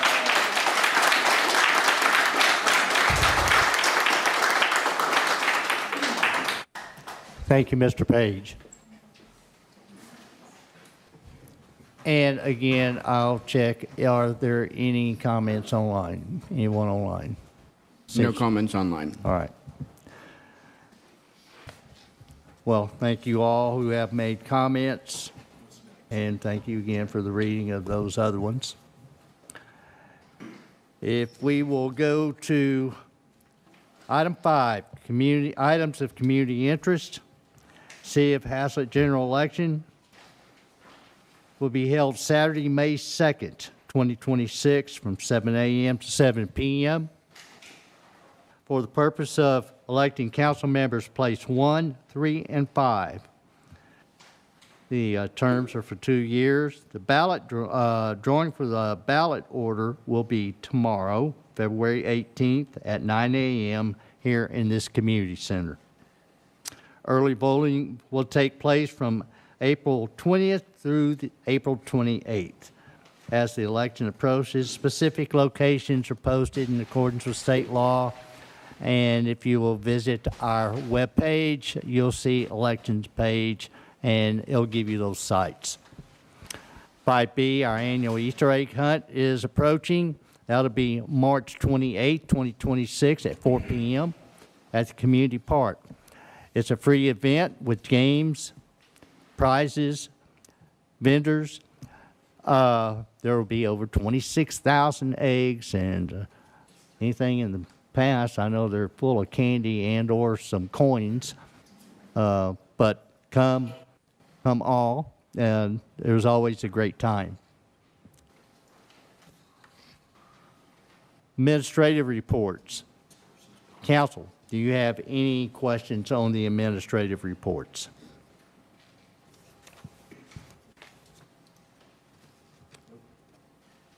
All right then. Very good. Thank you. Updates. On active items, projects, and event recaps. Mr. Tucker, give us a update on the fire department expansion. Good evening, Mayor and Council. This is just a quick update on the fire station expansion project. Currently, they're working on interior framing, wallboard, sheetrock, fire suppression system, and the exterior wall prep. We're getting ready for masonry, and they're still at a target opening for the end of May. Just a quick picture of the outside. I'm sure if you've driven by, you've seen these. Next slide. Just some pictures of the interiors coming together. And that's pretty much all I had for that one. The next item would be the Haslet Road Extension Project. This is the updated of where I'll address, well, you can address it, and I will address it with you as well. Okay. The current project is on schedule with reopening it on 3/6 for the portion of Haslet that's closed down. Following that, they will move and close a section on Main Street, but it will allow continued access down Haslet following 3/6, provided everything stays on schedule, which is planned. They've currently done the median, it's poured, and it's currently curing. They've had one utility handhold that has to be raised as a part of the original pavement. And then they're reestablishing 2 existing gasable access approaches. And that's going to be done this week, provided that site conditions allow it. And there's a few fixtures to follow. So this is the completed median portion there, and just a couple other shots from there. Mr. Mayor? Yes. So based on all the feedback that we've gotten, there's no way to pause this project until we can get Haslet Parkway or the bridge over the railroad tracks? Because that's what I'm concerned, not just for access, but I'm concerned that one citizen that said that our businesses are going to start feeling the pinch because people are going to quit spending money in Haslet. And some of them already have. And so I would just respectfully request that we pause this until we can get the bridge built over the railroad tracks and add that other access point. So, thank you. This project, and I understand the frustration. I'm sorry, Mayor. I mean, excuse me. May I say one more thing? I'm sorry. Pardon me.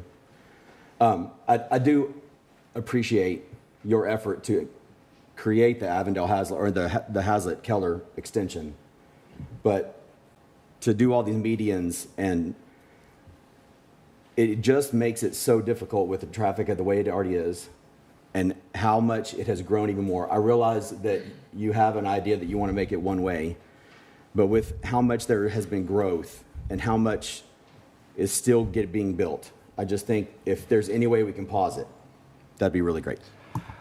That would be very difficult to do, and Haslet's already paused it once. So this project, Haslet Road Extension, was proposed probably 3.5 years ago, maybe 4, and that was to the city of Fort Worth and developers. And it was Plans were developed, submitted to the city of Fort Worth and to Tarrant County and to TxDOT. This was a multi-jurisdictional project, not just a Haslet project. In fact, Haslet has a minor investment in it compared to others. Again, multi-jurisdictional in that it was Tarrant County, City of Fort Worth, and Haslet. Also including TxDOT. All four parties coordinated on this project several years ago. But it was also a public-private partnership. 2 developers were involved and contributed substantially towards this project. The traffic analysis were done. They were all reviewed by all parties. So this is not a Haslet did this by themselves. Fort Worth was very excited to see the project because all of a sudden it gave Sendero residents an access to 156 and a much more expedient and better roadway. So I just want to reiterate that this was not done in the dark. So approximately a year ago, the city of Fort Worth reached out, so it was nearing where we are now. Mr. Tucker just showed a slide of this median. That median had been in place for maybe almost a month about a year ago. And Fort Worth reached out, primarily District 10, which is Alan Blaylock. For those you Sendero residents, Alan Blaylock is your council member for District 10, was getting contact quite often from a lot of residents concerned that since the project did not have signalization at Keller-Haslet Road and FM 156 intersection, they felt it would be unsafe, and the residents asked if we could delay the Main Street portion of our project until the signal lights could be installed. So that's what the city of Fort Worth asked, and that was per their residents' request. City of Haslet agreed to do so, and in fact, this new concrete pour that you see in this median right here, it was already in place. City of Haslet went, being respectful of Sendero Ranch residents and City of Fort Worth, we demolished that, tore it out, so that the residents of Fort Worth, Sendero Ranch, would feel safe and have a commute until those lights could get installed. So the city of Fort Worth and Haslet executed an agreement. Yes, we will wait up to a period of 9 months, and actually we waited almost 12 months until the signal lights were installed and fully operational. So it was just within the last, I think about 2 weeks they've been fully operational, the signal lights. When the signal lights were operational, we waited to make sure that there are no bugs in that. Signal lights, new signal lights always have some issues. These have been operating well. The contractor was called back in accordance with our agreement with the city of Fort Worth and finished this project, and that's where we are now. I understand, there is nothing here in the city of Haslet. If we do anything in the city of Haslet, especially on these thoroughfares, we are, unfortunately, the crossroads. We're at the crossroads. We fully recognize that. We don't want to have to go through this ourselves. These folks that live here in Old Town, it's a stream of cars constantly. And that's the way it was all the way up until a year ago when we opened up. May 2nd, I believe it was last year, when we opened up Keller Haslet Road and you had direct access to FM 156. So we are very respectful of Sendera residents. You're not our neighbors. We go out of our way. And recently, before calling this contractor on site again, I communicated and coordinated with the city of Fort Worth to get their blessing. So I gave you all, the city of Fort Worth and residents the due diligence of respect you deserve. There is nothing pleasant about any of this for anybody.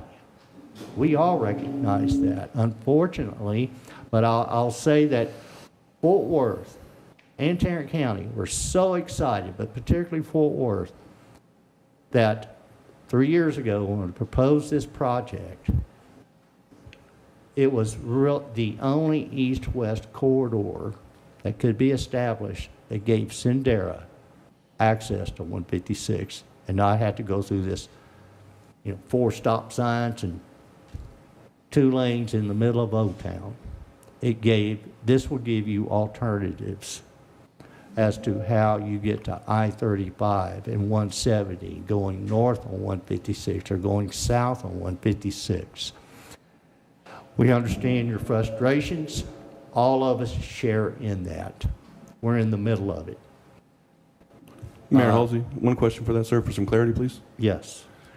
You reference Fort Worth being okay with it, but yet I received a phone call from Alan Blaylock on Super Bowl Sunday to give you the idea of the urgency of the phone call from him, and he was quite distressed with the amount of calls and reactions that his constituents were reaching out to him about this project happening, and he was, quite baffled of why you didn't reach out to him and communicate with him directly at all before any of this.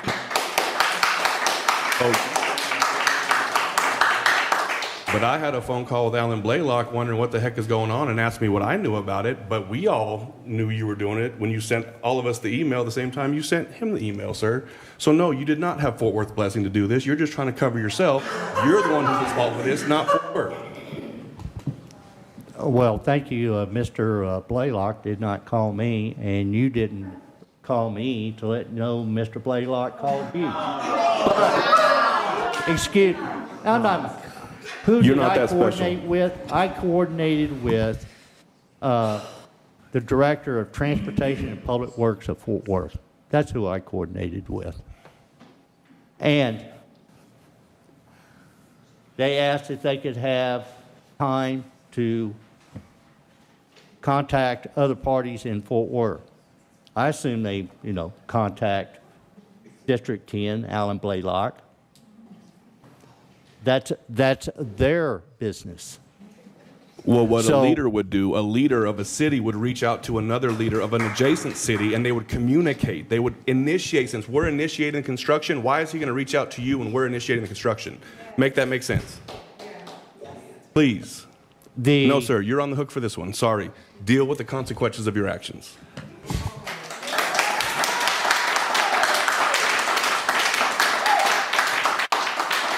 Well, this is nothing that anybody's going to like in any shape, form, or fashion. I realize that. Mr. Blaylock, nor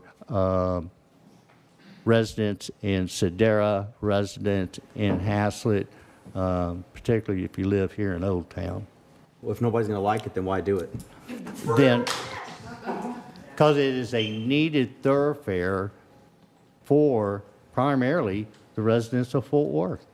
No, I'm asking about the construction, because you could pause this if you wanted to. You, Mayor Halsey. This has been paused a year ago. You could pause it some more. What is the motivation to do it right this minute? They are approximately 2 weeks away from finishing this portion of the project. 2 weeks. It would take that long to tear that out again. Mayor, if I can add I bet everybody would love for you to. But nonetheless, so what is the wise thing to do for the city of Haslet and for the city of Fort Worth and the Sendera residents as we finish this project. That's And not the best thing for everybody that you just listed. It is. So, Do you personally ever have to drive on this section of road I during do. rush hour? I do. During rush hour. I do. All of these roads I drive deliberately during the rush hour, so I know what the experience Well, is myself. I've been told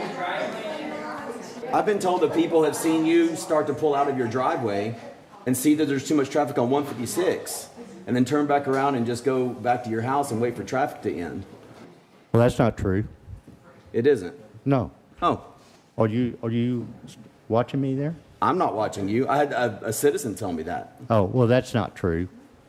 That is not true at all. This affects everybody in Haslet because all the people who can't get through here then go all through the other ways, and it adds traffic everywhere. This is not, I mean, there is no easy way to do any of this. There is an easy If way we not construct to do it. Never should have been done. one road, trying to repair or construct one road, it affects a great amount of people.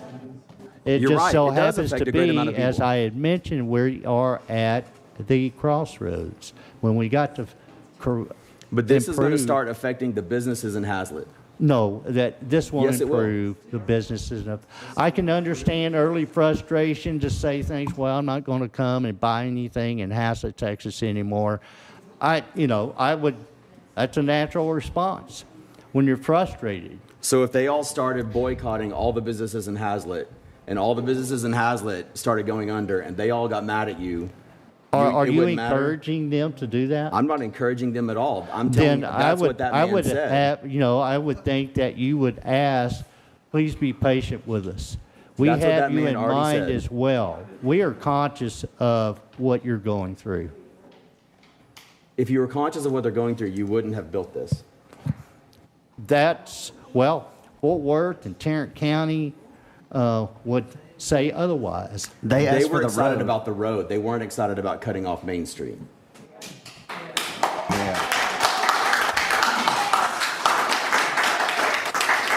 Then, do you give any consideration about the citizens that you represent in Haslet on Main Street that live in Old Town? Do you? They've lived there a very long time. So, and just like people told me when I moved here, you knew the trains were there before you moved here. So I think everybody understands your Not comment. everything can be perfect. Everyone understands your comment. All right. 7C, Avondale Haslet Railroad Bridge Grant Application, the status of it. We have not heard any reply from anyone, inclusive of the committee in Austin, Texas.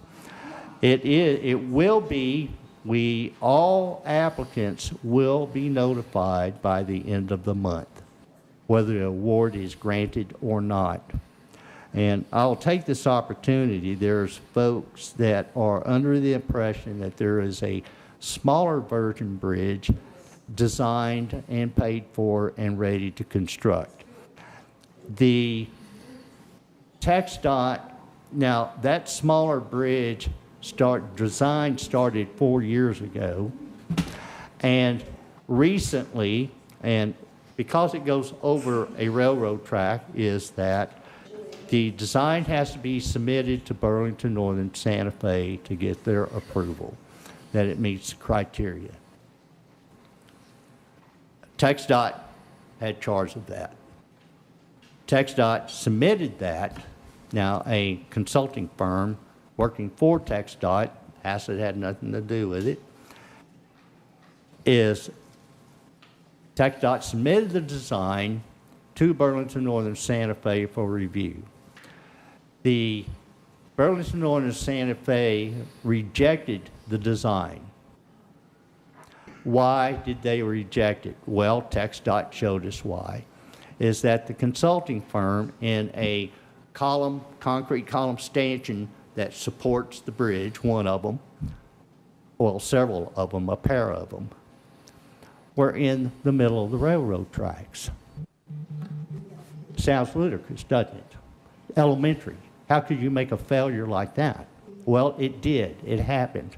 TxDOT in a meeting October 31st in that boardroom is when they revealed that to Haslet.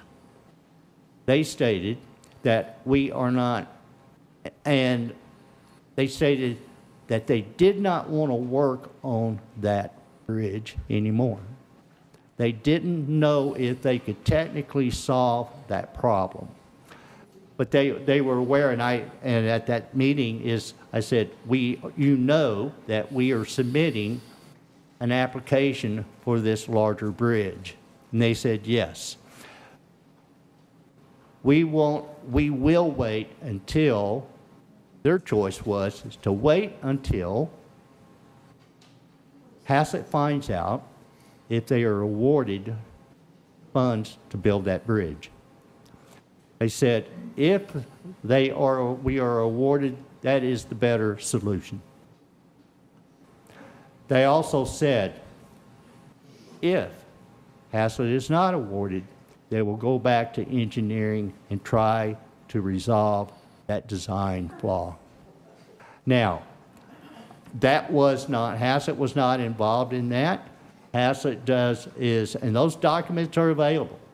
It shows the column sitting in the railroad tracks. You can't have that. That is the status of it. People don't want to accept it, but that is the status. It's unfortunate, but that is the status. So again, the end of this month, Haslet and any other applicant throughout the state, they'll be notified whether they've been awarded or not. I will say that we still feel very optimistic that Haslet will be granted this award, and that in the passage, the impetus of it is called Senate Bill 1555. 1555 was easily passed. The drivers behind Senate Bill 1555 is Burlington Northern Santa Fe. They have a highly vested interest to get a bridge over those tracks. I'll also say Tarrant County is submitting, or in the process of, or here very near term, will be submitting a grant request from the federal government to build a bridge on Blue Mountain Road over those tracks. Again, that is Burlington Northern Santa Fe is behind that effort. It will simplify their operation and allow them to expand, which they have plans. They're going to build a fourth rail through there, which necessitates they are trying to have a captured zone where all cars are going over, not across tracks.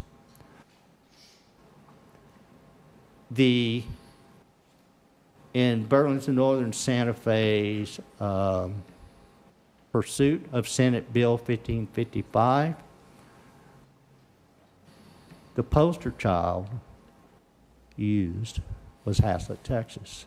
Avondale Haslet Road and those tracks. That was the example that was used. So from the Transportation Commission in the state of Texas on down, knows the name of that road and those tracks. That's why we feel optimistic, and the application that was submitted was first class. I was able to, I requested and received the top talent out of North Central Texas Council of Governments, Senior Project Management, to help me and others generate data and information for this application. It was first class. But again, we have not heard anything from the selection board, but we will be notified by the end of the month. And I will be the first to send the council out a message and post it on the website. Yes, I If did we get could go- confirmation from the state, Sir? from TxDOT, that, yeah, they are targeting February 26th to release the information on the grant proposals. So that was a preliminary target date that they were shooting for on that. And when I talk to the TxDOT people, this stage, big bridge, little bridge, whatever we want to do here. Obviously, we heard, okay, the design of the little bridge had a column in the way. If we can build a big bridge over railroad tracks in 156, I'm sure we can build a little bridge over the railroad track. So when I talk to Texas, they have multiple ways to build bridges. Just take a look at the flyover bridge here on Haslet Parkway, where one side wants columns down the middle of the median, and others saying there's too many utilities in the way, and so now they're saying, well, let's put the columns on one side of the road and span the whole road. So there's multiple ways to put columns to support a bridge structure. So today's engineers are talented enough to run bridge columns anywhere we want to run them. So at this stage, we really do. We're just waiting to see. I mean, it's just next week, as close as we've been. We'll see what, the state comes back with. Hopefully it'll be good information. But either way, at some point in the future, we will have a bridge. Yes, you're right. Some point, we will have a bridge of one form or the other.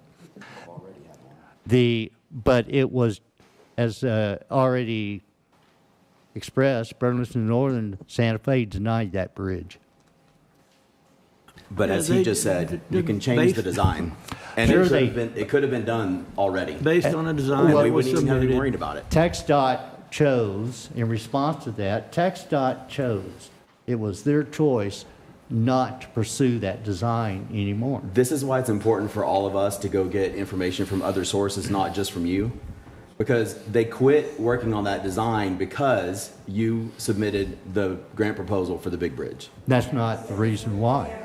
They were working on it up until then. They came I even in, had it where you they were gonna- came in, no, they didn't stop working because we submitted the proposal. Why would they keep working on it if there's another bridge that's competing with it? So they paused their design because there's no point in working on it until they figure out whether or not your big bridge is going to get built. And if it doesn't, then they'll move forward. But they didn't pause it because the design They was bad. thought the big bridge was probably a better option, and that the smaller bridge, they stated, we don't know at this time if we can resolve the issue. They didn't even take a chance because they knew that this other grant project was happening. So they just paused.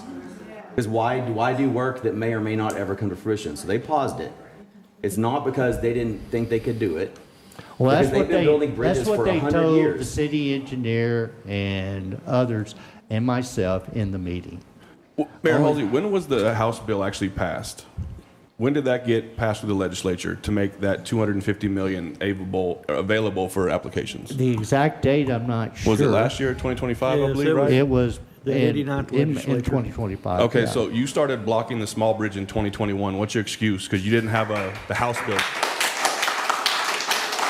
You've been blocking this for years. That House bill is your scapegoat for your excuse to try to get out of this by the skin of your teeth. But sir, I really hope the state doesn't give it to you, because a $250 million budget, can you please contain yourself in the audience? When you get elected, you can speak, okay? Until then, sir, the $250 million budget, you're going to ask for $100 million of it? How fair is that to the rest of the state? Like, what does that make us look like in Haslet when you have all these poor communities? Look at the border communities on, West Texas, East Texas, where they don't have the big municipalities or the big counties that can afford to help them, like Tarrant County can't help us. You're not thinking about other people, you're thinking about yourself, which is par for the course. When Haslet is trying to solve its own internal thoroughfare problems, it's not because of the 5,000 or so plus that live in Haslet, Texas. It's all the cut-through traffic. It's the transit traffic. And again, being the crossroads. It is what it is. And when we look to try to solve a problem, we have to think regionally That's the only way we can do this. And when we look at it, the bridge, the large bridge, would be a huge blessing to North Fort Worth residents. Wouldn't it fly all the tax money off of 156 over 156? And when people go over a highway, do you really think they take the exit to go spend their money, or they just go over the bridge to the other side and spend their money back in Fort Worth? See, I think that there is being selfish. Well, let's just land a bridge right in 156 and keep them on the road. And, because we could probably put a service station at each corner and get their sales tax money. Well, that is a thought, but I think probably the residents in North Fort Worth and North Tarrant County, their objective is to get through here. They are trying to get to I-35 or 170 or 156, and this design has that off-ramp to get to 156. But that's being selfish. Think you can get let's get their sales tax as a priority. But as the mayor of Haslet, shouldn't you want to get Haslet to grow? Shouldn't you want outside communities to come spend their tax dollars in Haslet versus Haslet going to spend their tax dollars outside of our own city? Like, where's the common sense in that, sir? The common sense is I'm putting these people first. Is that there would not be enough sales tax to a couple of service stations on the corner to, in fact, the internal commerce of Haslet, Haslet has been held back because there's been so much traffic. And why is there so much traffic, sir? Because somebody put a resolution to prevent 156 from being expanded. Oh wait, that was you. That's right.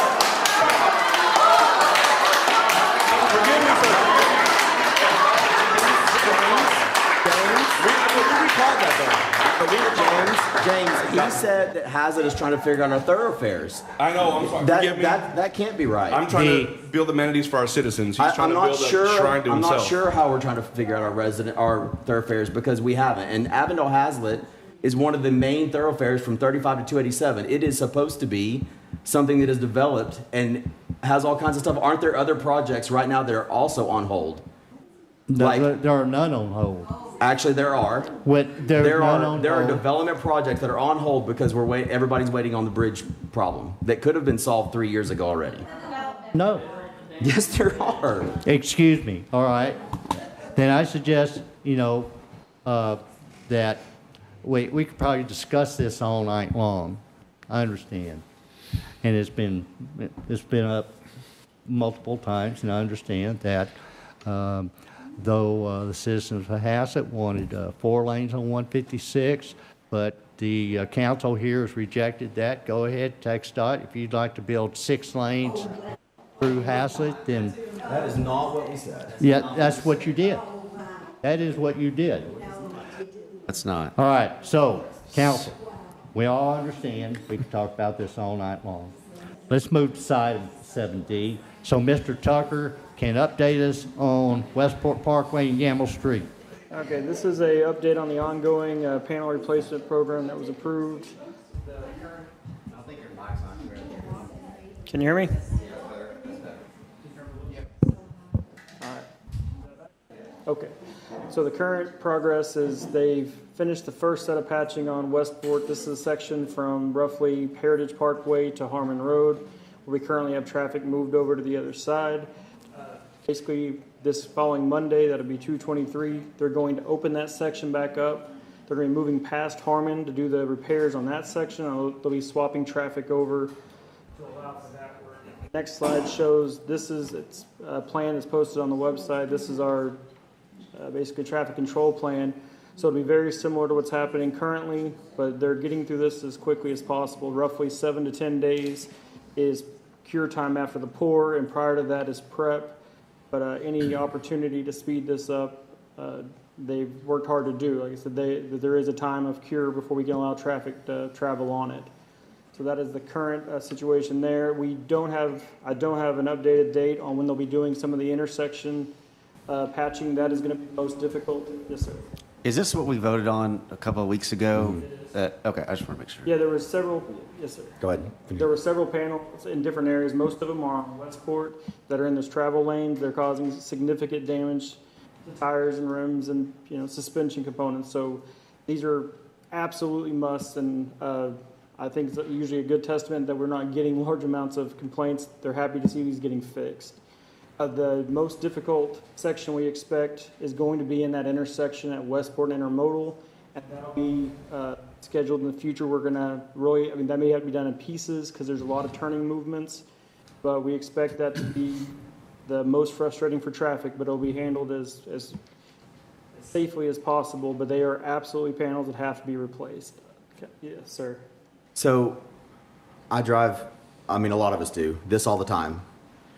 I'm curious why the light at Harmon and Westport is a blinking red that goes east-west when there's one car out of every 1,000 that's trying to turn off of Harmon.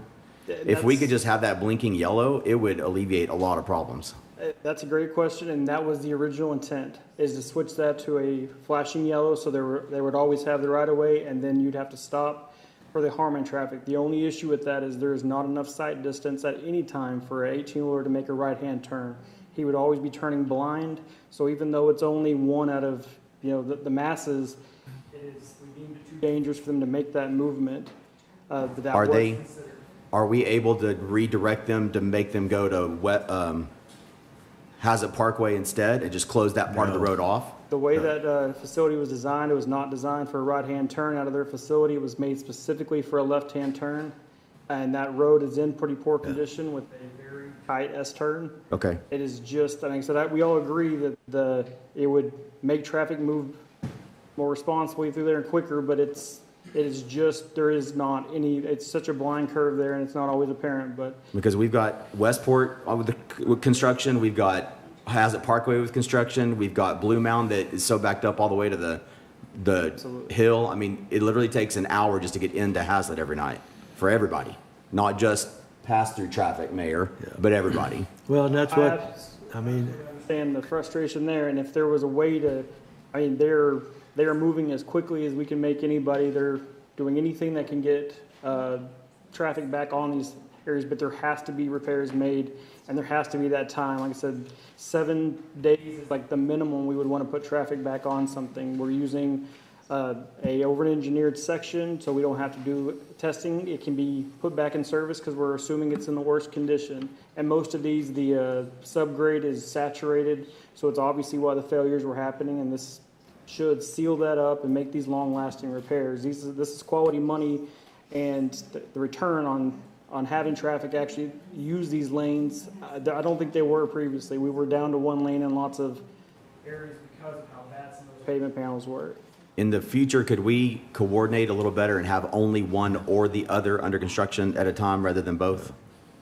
As far as you... Westport Parkway and Haslet Parkway. Yes, so on the Haslet Parkway, I'll have to get clarification for what is being blocked off there. That was, after the QT intersection was added, that was open, and I cannot tell you the reason why there was a... No, it's correct. You're, We have somebody looking, I didn't get an answer back from David, our construction court. I'm sure there is a planned reason. I do not know it, and that was not anything that I was. The only other question I have, and it's still pertaining to all this, is now that we have a light at Haslet Parkway and Harmon, there's a huge backup every morning on Harmon Road trying to turn right because one car comes up and needs to either go straight or left.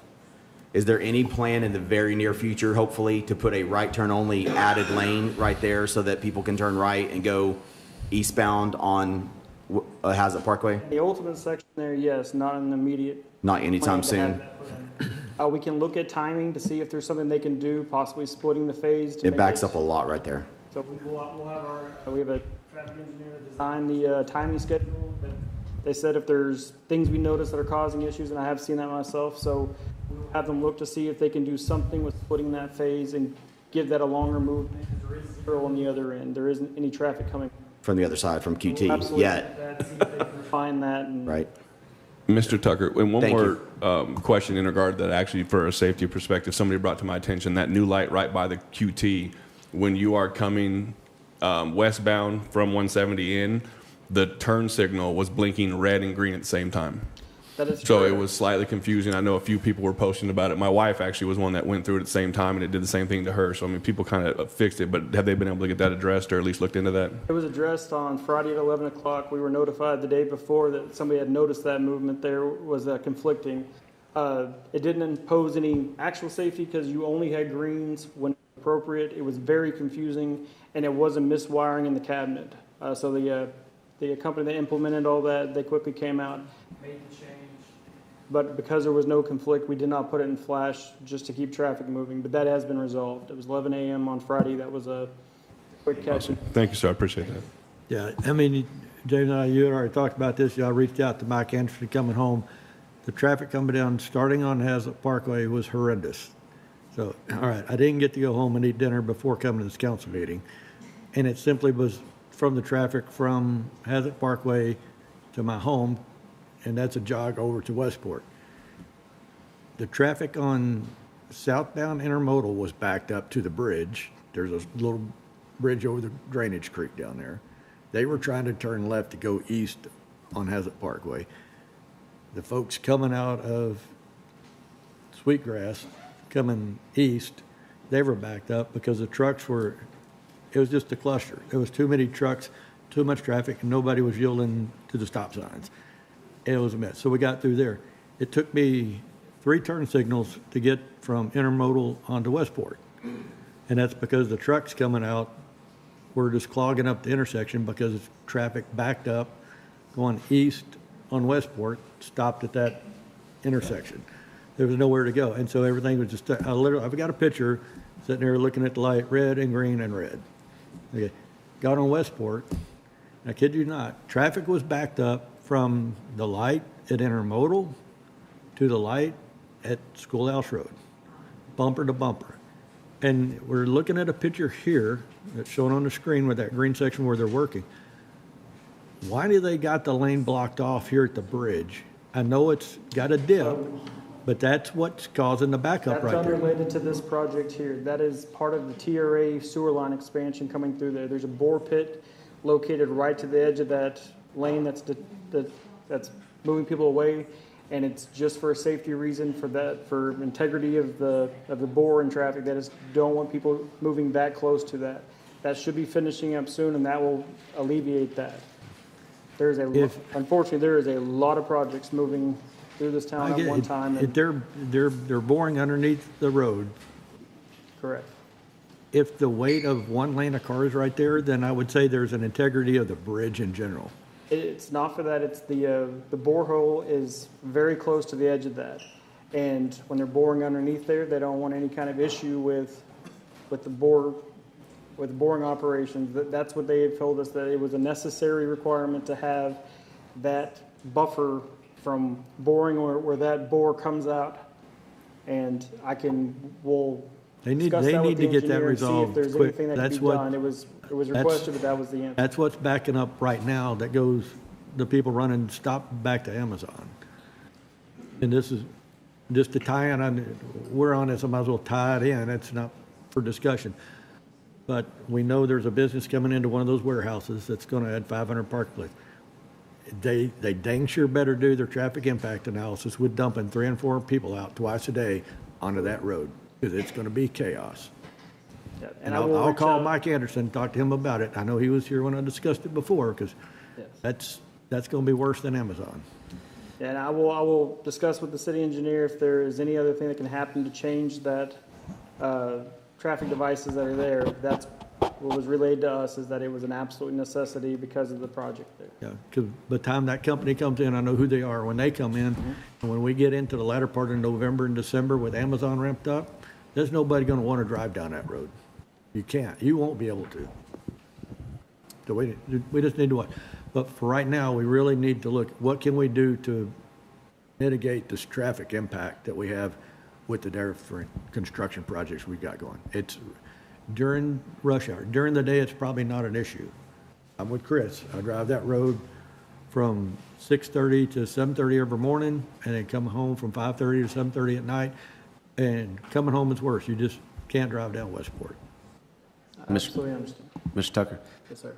I know this would be an absolute nightmare, but has there been ever any talks about widening that bridge, the bridge that's close to 156 on Westport? Because you go 4 lanes down to, you kind of go 4 lanes and you get wide and, narrow to get on the bridge, and then you kind of widen back up. That'd be a pain with traffic trying to widen that bridge. Has there ever been any talk about widening that at some point? There's no immediate plans for widening that I'm aware of. Okay. If we could go to that next slide, this is just a quick picture of the work that is going on. That's the Westport section that's just been complete, and all those major potholes and rebar showing and all those things have been finished. And like I said, as soon as Monday, they will make that swap. So that is a positive improvement and should be repairs that are long lasting and hopefully not needed in the near future. Next slide, if you will. I think before you move on to that one, though, so during that repair process, I think what drove all that was the subsoil erosion with the, when it was, sewer lines were installed in there. Not necessarily for this section has been in place for, it predates my time. It was more than 20 years ago. We typically find in these areas that water underneath the pavement is a contributing factor to movement. There is no sewer line in any part of this that affected that directly. Or it may be the drainage line, storm sewer that There's runs no on storm sewer along this area as well.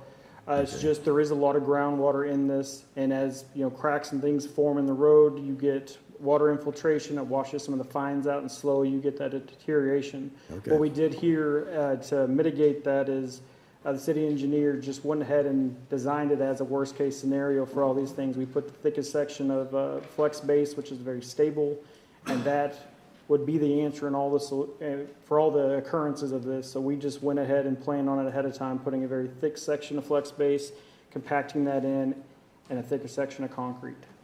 Okay, as long as they got the subsoil corrected, I think that's the big issue there. Yes.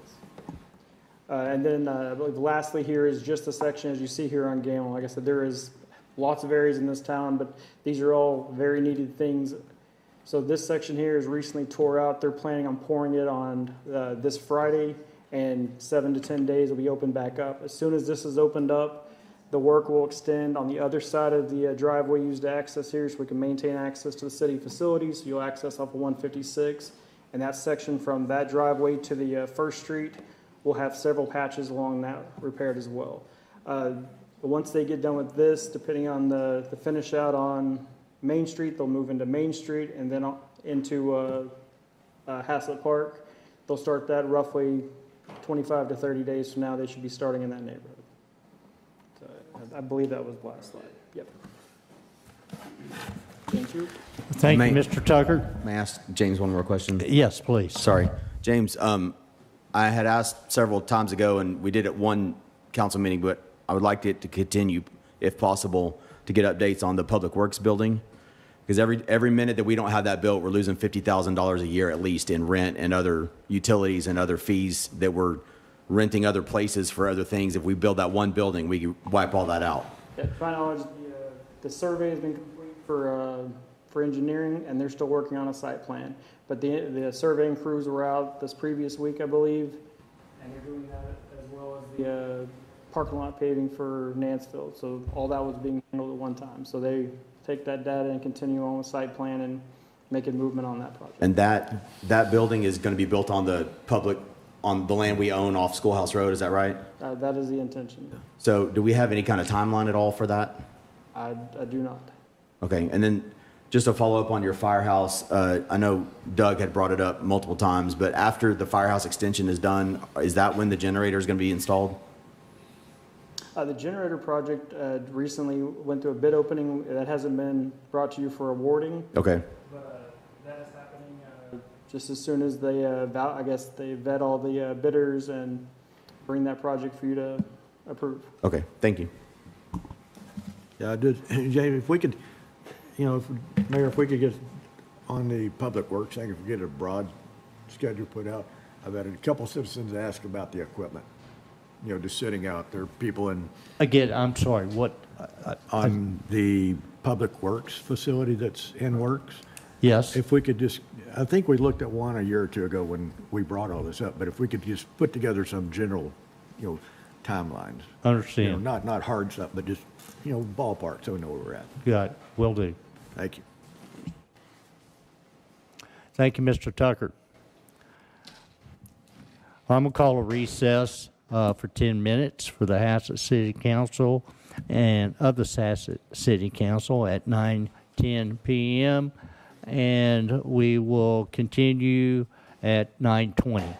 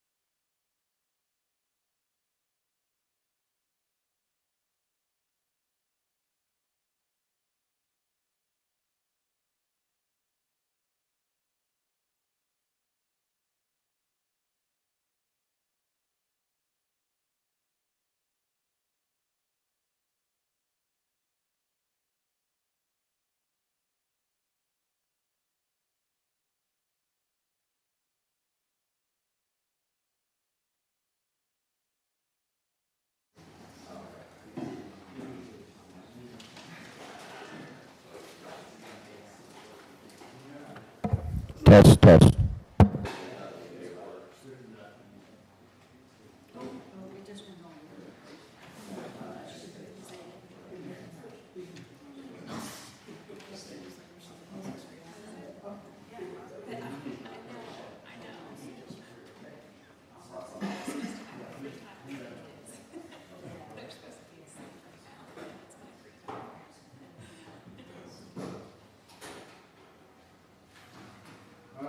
Ladies and gentlemen, thank you. It is 9:23. Let's resume the open meeting, and we'll pick up with the consent agenda. Council, we have the meeting minutes for the January 12th, 2026 and February 2nd, 2026 meeting minutes. Could I have a motion to approve the consent agenda? Before we go to the consent agenda motion, I still am waiting for information from you, Mayor, on the grant application that I asked for back in January that still to this date, still have not received.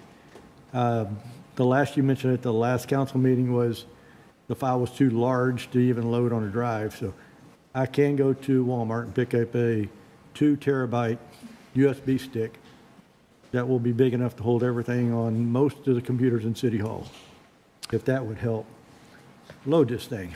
So thank you. I do know that even Ms. Garay with TxDOT said she doesn't know why you couldn't at least provide the preliminary, the initial application that was filed. And you do have a copy of that you haven't shared.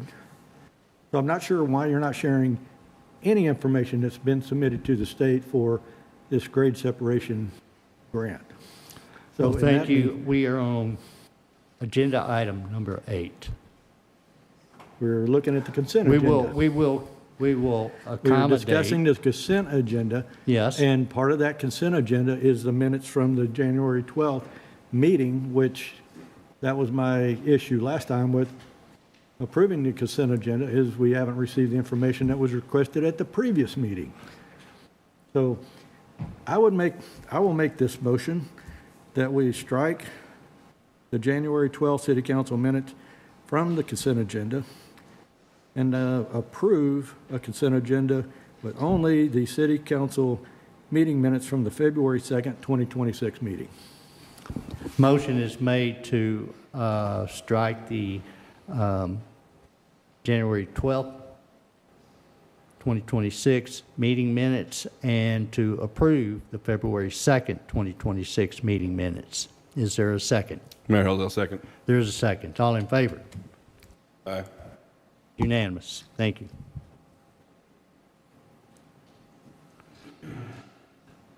Public hearings, ordinances, resolution, and action items.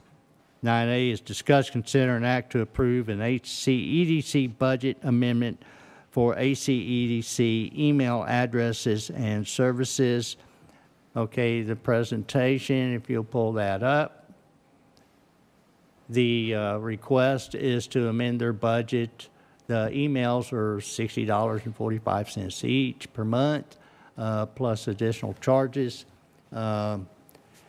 The total annual ask or to amend their budget is HCEDC is requesting to transfer $7,000 from its reserves to its IT support line item. Mayor, I move to approve this request from HCEDC to move their $7,000 from their reserves to their budget for IT support.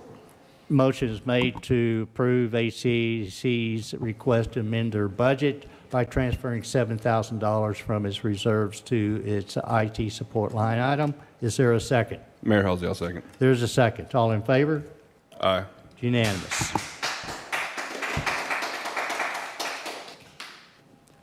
Item 9B, discuss, consider, and act on the future use of the property of 70-plus acres that the city owns on Schoolhouse Road. The future use, so I'll give you some background on that. this is where that property is, if you zoom out a little bit, just relative in location within Haslet. The next item, starting in 2021, this concept, as you see it now, was presented to the City Council. And in fact, Mr. Morris drew this up. And as a idea for this 78 acres. Actually, there's more than 78 involved at that time. But what we have is 78. Nonetheless, the council was excited about it. It was very much based on a past park plans or park master plans and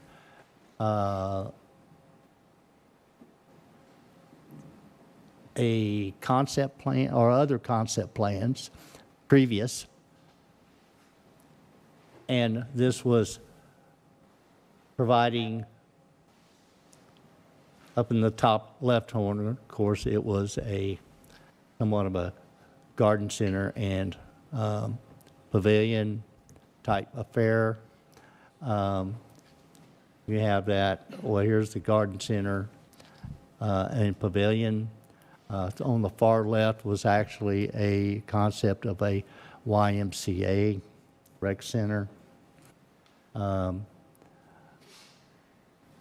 with outdoor arena areas here. On the right-hand side, well, you see a community center here back at the bottom. Stables for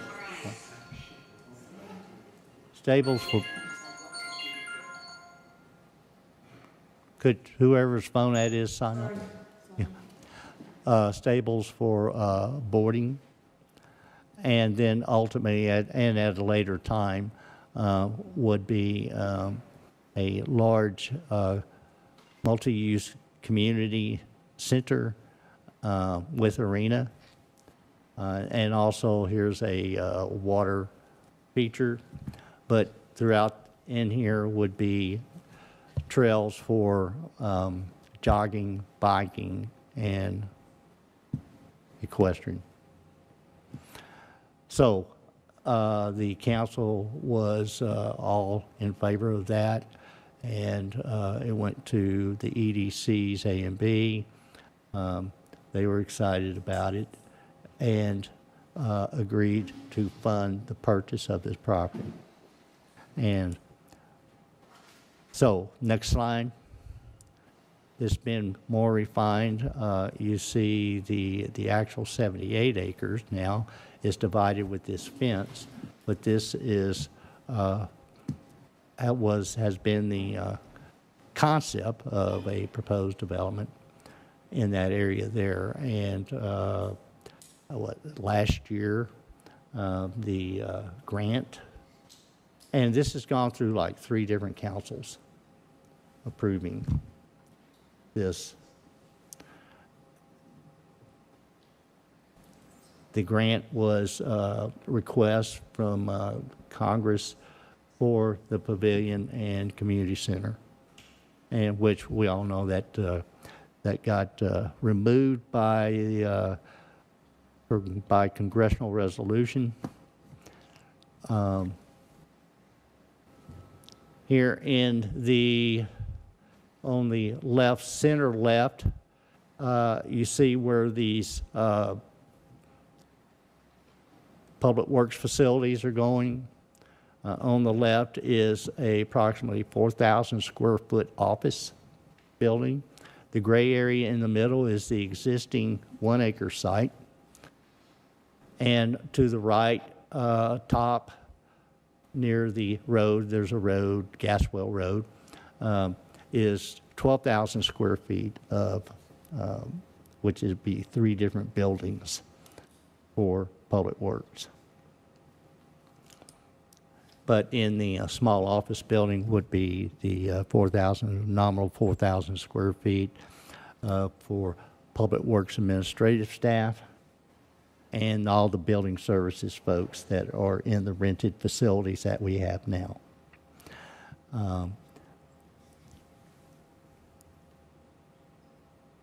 This is, next slide, please, that had been advanced, and a somewhat of a phasing plan is a phase one fencing along Haslet Parkway and having entry into this property. A phase two would be the community center pavilion area.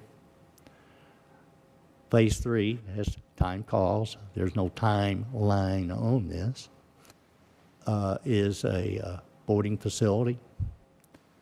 And then ultimately, in time, a large community facility with arena. Mr. Mayor? Yes, sir. How come we don't propose like any small commercial properties or anything like that that would bring in some sales tax to the city on Schoolhouse Road? We have, I don't know how much space that is right there, but we could probably put 3 or 4 commercial sites right there. Are you talking about on this property? Yes, sir, right here on Schoolhouse Road, right here. Why can we not put some businesses right there, some restaurants or something that would bring in some sales tax? And because I don't think we're doing this pavilion thing that's right there, the phase two. Does it mean like, why don't we do that? And Mr. Swanky and I working together, right across the street there is approximately 30 acres. It's between Schoolhouse Road and 156, and I believe I've shown that to you before. We've shown it multiple times to various folks, and whether it be EDCs or planning and zoning and council meetings, and I'm not sure if you've seen it. No. Okay, then they're available. We'll make sure you see it at the next council meeting. Okay. Is a center, a whole development retail center there, but also incorporating what's there existing also. But it has some very nice features, and we have talked to the property owners or primary property owner with regard to that, and who has that property between Schoolhouse Road and 156. And in conjunction with this, they were excited about it.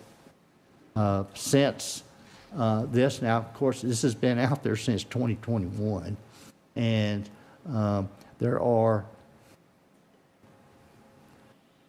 a large restaurateur has seen this and has expressed interest. They would like to, if this came to fruition, they would like to build somewhere here, close. Also, a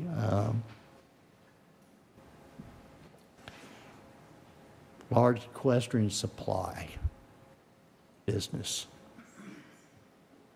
has expressed interest in building near here somewhere. But that's, with this giving that impetus. But this would, the motivation came from previous master plans, park plans done in 2004, 2012, and also other plans that the city had developed over the years.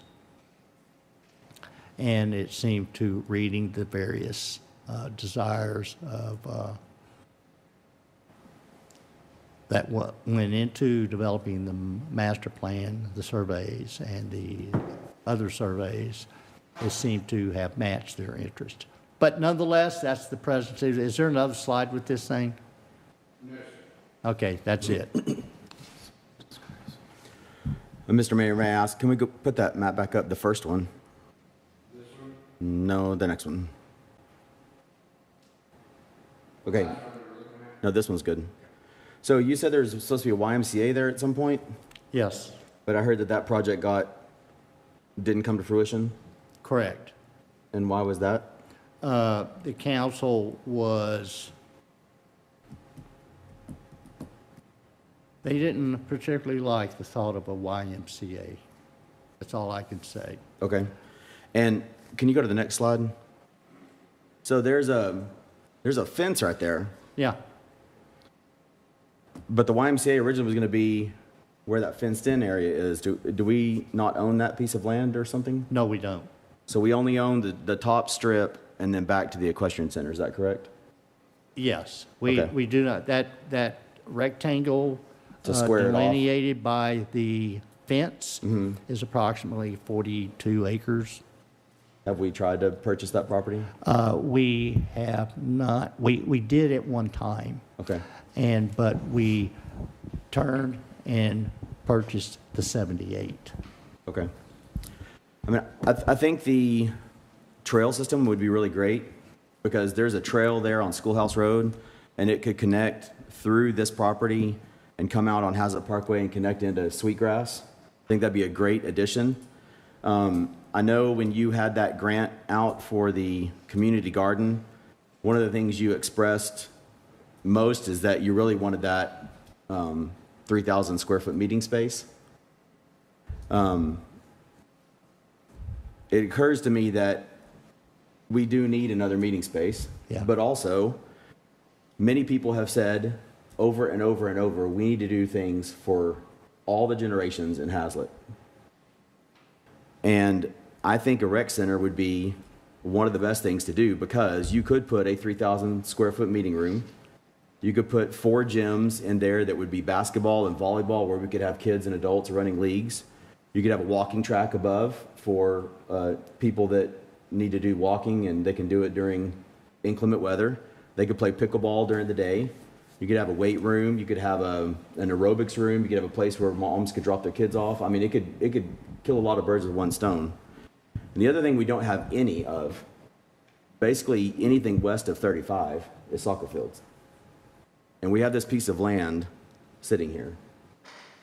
So I would make a motion to City Council that we leave a site for future rec center to include all the things we just talked about, but also to look at moving this land into the master plan that's about to happen for the baseball and softball fields, for this to be a soccer complex, which would allow for all sorts of sports. And also, right now, HSA runs a flag football league that they have to use money to rent from fields from the school district. And this would allow them to not have to rent fields any further as well.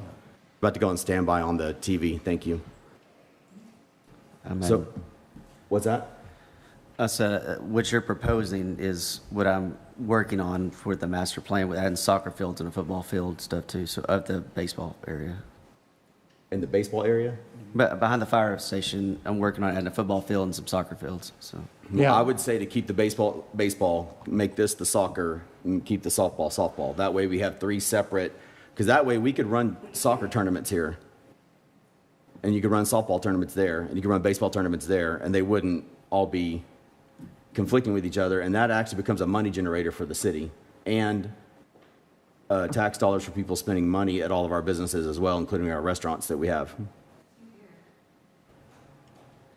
I think the spot by the Equestrian Center would be a great spot right there for a rec center. Rec center right there. You get right off Haslet Parkway, and yep, that's perfect. And people have been asking for that for a long time. So I would like to make a proposal that we leave a space for a future rec center to include all the things that I discussed just now, and to include this land for soccer fields in the master plan of the ball fields. All right, then, before I present, make to the council, you'll need to take a look at this is our ordinance.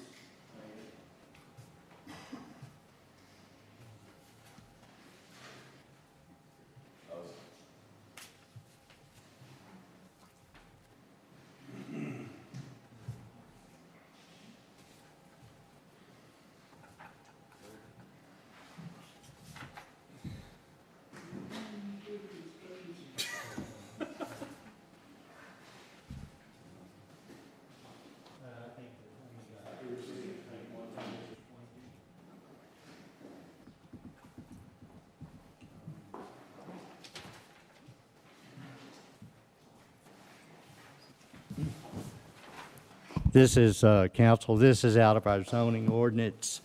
It's 14A. 2.2.2 is Planning and Zoning Commission.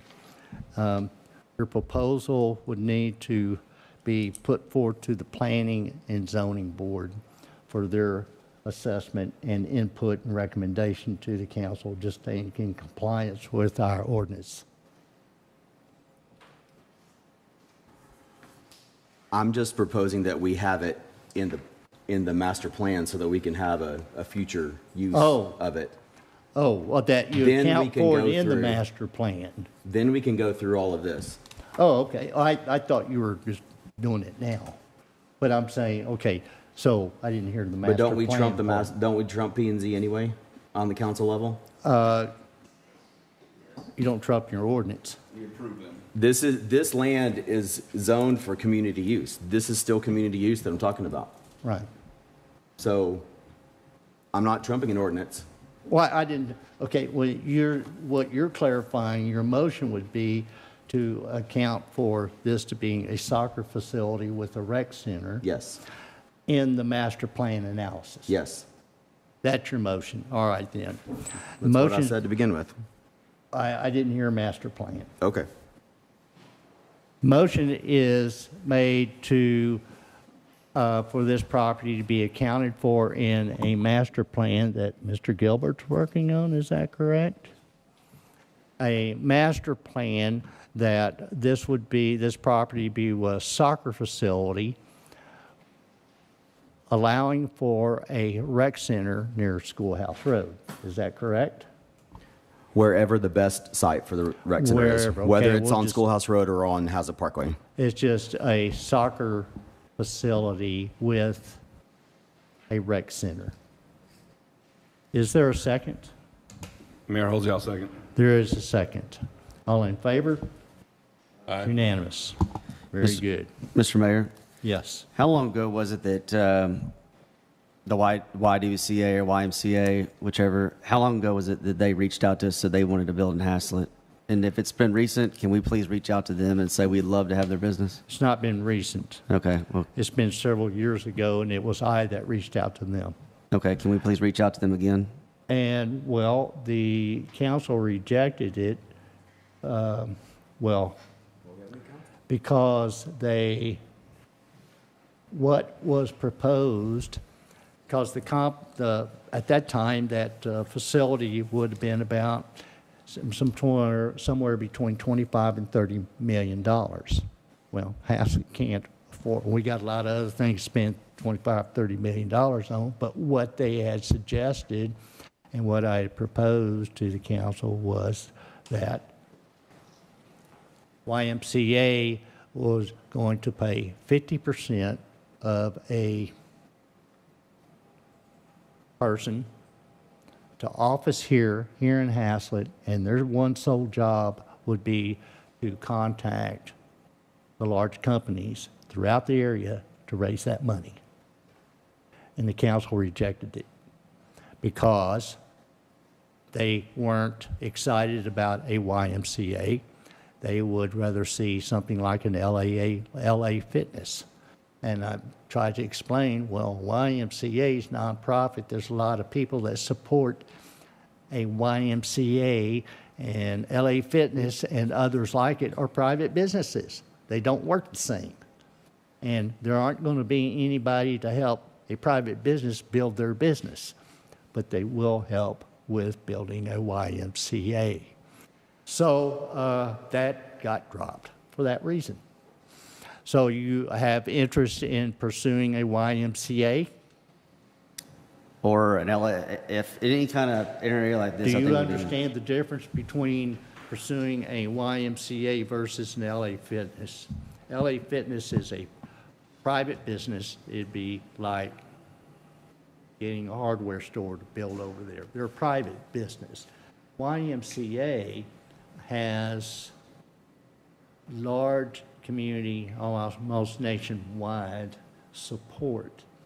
And there are other government entities that would possibly assist in a YMCA, as well as there's lots of corporate businesses that have an allegiance to YMCA for various different reasons. And that was their proposal. They would work to try to raise that money. But we would have to, our investment would be to pay that person's half that salary and provide them an office space to work out of. But that was declined. Now, that if it were resurrected, would probably essentially be their same request. So once you think about that, all of you, and we'll bring it back on next council meeting, to discuss and consider that.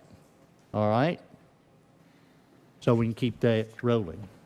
Can we get some ideas or some how much it might cost? I know the city of Roanoke has their own kind of rec center with everything that Chris was talking about, Mr. Crothers. Well, and I know Keller does, and I've been to the one over in Roanoke recently with my daughter playing some basketball, and the track above the basketball courts, weight room, and all that. I mean, is that something that we could look into? The having a Haslet rec center type stuff. I know it's going to be, but if we're not looking for a 50,000 square foot, I mean, they had priced that facility out, and it would be to provide essentially those services. Mm-hmm. They'd have a weight room, cardio area, with the bikes and treadmill type things. Not huge amounts of them that you see in some facilities. No. It would have a basketball court, a multi-use court area inside.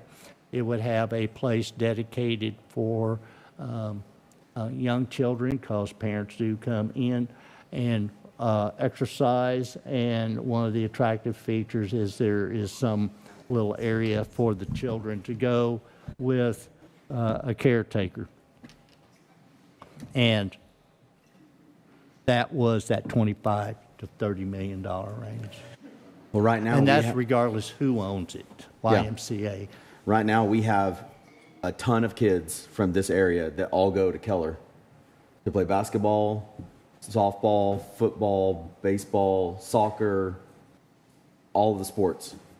And we could easily run 4 gyms worth of basketball and volleyball all the time for kids and for adults.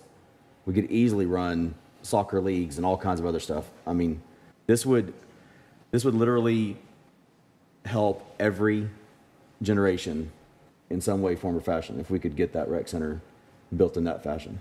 So, again, we'll bring it up again, and we'll just walk forward to it. If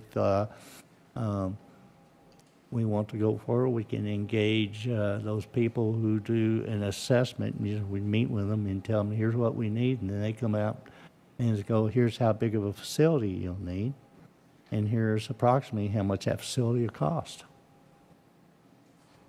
I mean, that's what you're asking for. Yep. All right. Number 10. Very good. So, we'll have that on the upcoming agenda item. Item 10, executive session. The City Council reserves the right to adjourn into executive session during the course of the meeting to seek legal advice from its attorney regarding any item on the posted agenda as authorized by Section 551071 of the Texas Government Code. Additionally, pursuant to provision Chapter 551 of the Texas Government Code, the City Council may adjourn into executive session in accordance with the authority contained in Section 551074 for personnel. Specifically to discuss the status of hiring a city administrator. So I recess the open meeting at 9:52 p.m. Council, if you'll meet me in the boardroom, we'll take up the executive session.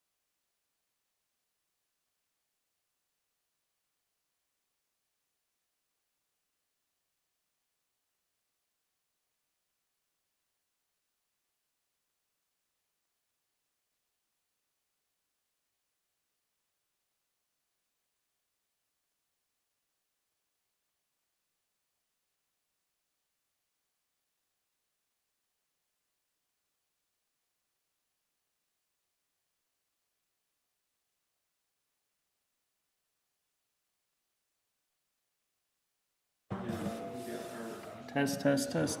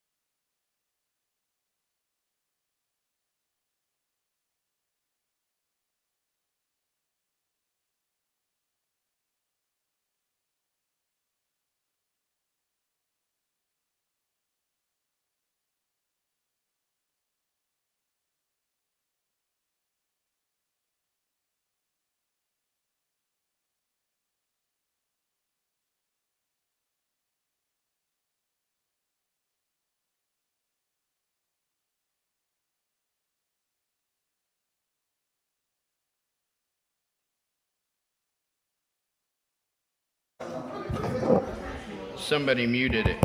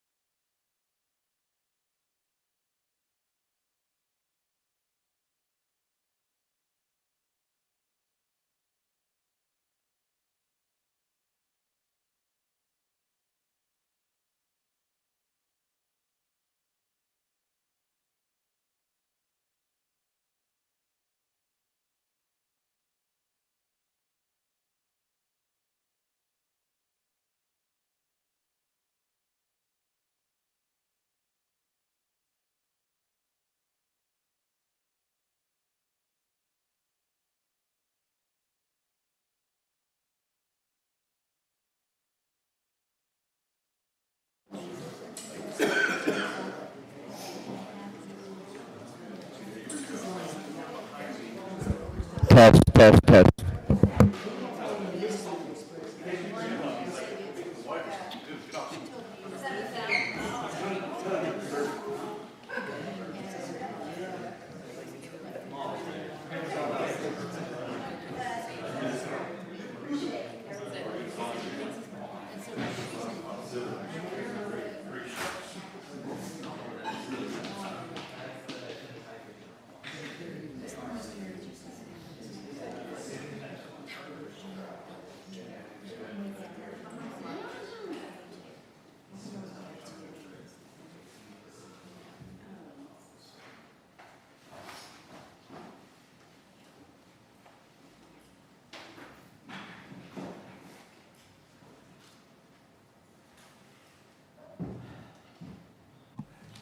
I resume the open session at 10:29 p.m. All members of the council are present. So let's go to item 11, consider and take any action resulting from the executive session. Mr. Mayor? Yes.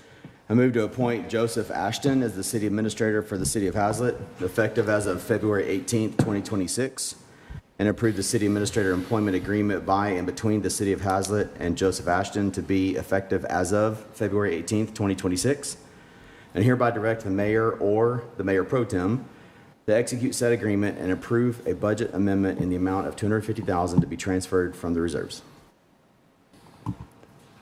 So let me ask you, that last sentence, can I read that? I know that was prepared for you. And approve.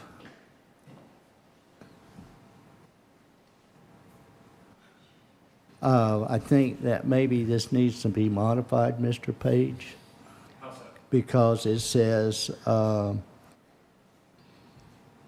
hereby direct the mayor or mayor pro tem to execute the agreement and approve a budget amendment. It takes the city council to approve the budget amendment, not the mayor or mayor pro tem. So the mayor, mayor pro tem, that action is specific just to execution of the employment agreement. The budget amendment would be the full council acting on that part of the motion. And that would, okay, to prepare, probably we should have in here, if you would be open to amendment of your motion, is to direct the city attorney to prepare an ordinance for a special council meeting where the approval of a budget amendment would be taken at that time. Does that sound right? So the budget amendment would be occurring effective immediately, and then I think there may be a request for a special meeting to ratify it via resolution or ordinance. And so if you want to add additional language as to that, that would be fine. Oh, I didn't know what you were writing down. I'd just not seen it. Okay. All right, so motion is made to appoint Joseph Ashton as city administrator for the city of Haslet effective as of February 18, 2026, and approve the city administrator employment agreement by and between the city of Haslet and Joseph Ashton to be effective as of February 18, 2026, and hereby direct the mayor or mayor pro tem to execute said agreement and approve a budget amendment in the amount of $250,000 to be transferred from the reserves. And before I ask for a second, I have a question. How much was Mr. Ashton offered? It was mentioned in executive conference room, sir. Well, it's public now. Were you not listening to executive session, sir? It's public now. Public You is don't want the that- public to know? You shouldn't state, you should be able to state what he was offered. Do you not want to state what it is? No, I do, but I'm wondering do you actually listen and? Do you have the cognitive ability to remember what we were just told like 10 minutes ago? I have the cognitive ability. I am asking. Because you're not acting like it. I am asking. You're acting like a child. How much? Mayor, I'll second that was motion. The city administrator offered? He was offered $175,000 and he accepted.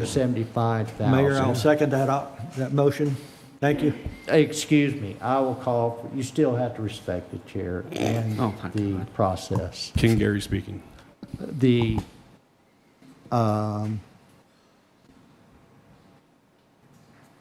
is there a second? You already seconded. Mayor? Is there a James? second? Yes, A second. Mayor, I will second that motion. There is a second. Thank you. All in favor? Aye. It's unanimous. Can we introduce Joe to everybody? Joe, would you like to come? Holy moly. That's either a really good sign or The mayor tried to assault me again. He set a trap. Wow. There's a microphone on that podium if you want to, so everybody online can hear you as well. If you just want to. Sure. Can everybody hear me? Hi, I am. The only thing I'll request, they said Joseph a lot. I go by Joe, so please call me Joe. I'm really excited to be here, in spite of or because of that. I wouldn't attempt to do that. Please leave it alone. I'm just trying to make it where it won't fall and hurt anybody. Thank you. So I am excited to be here. I am. Y'all probably all want to get home tonight, so I won't say too many words. But just very, very excited to be here. God bless the mayor and council. God bless the city of Haslet, and look forward to getting to work tomorrow. Thank you. Welcome to the family, Joe.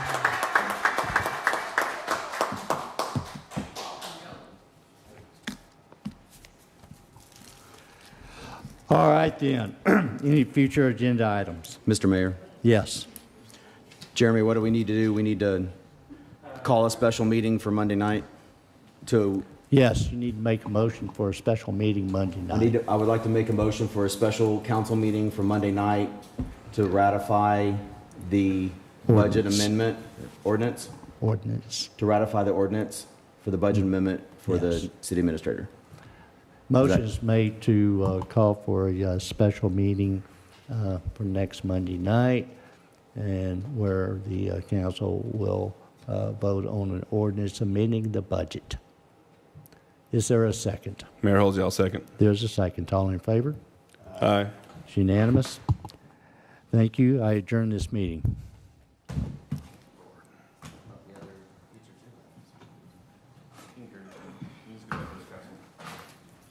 This conference is no longer being recorded.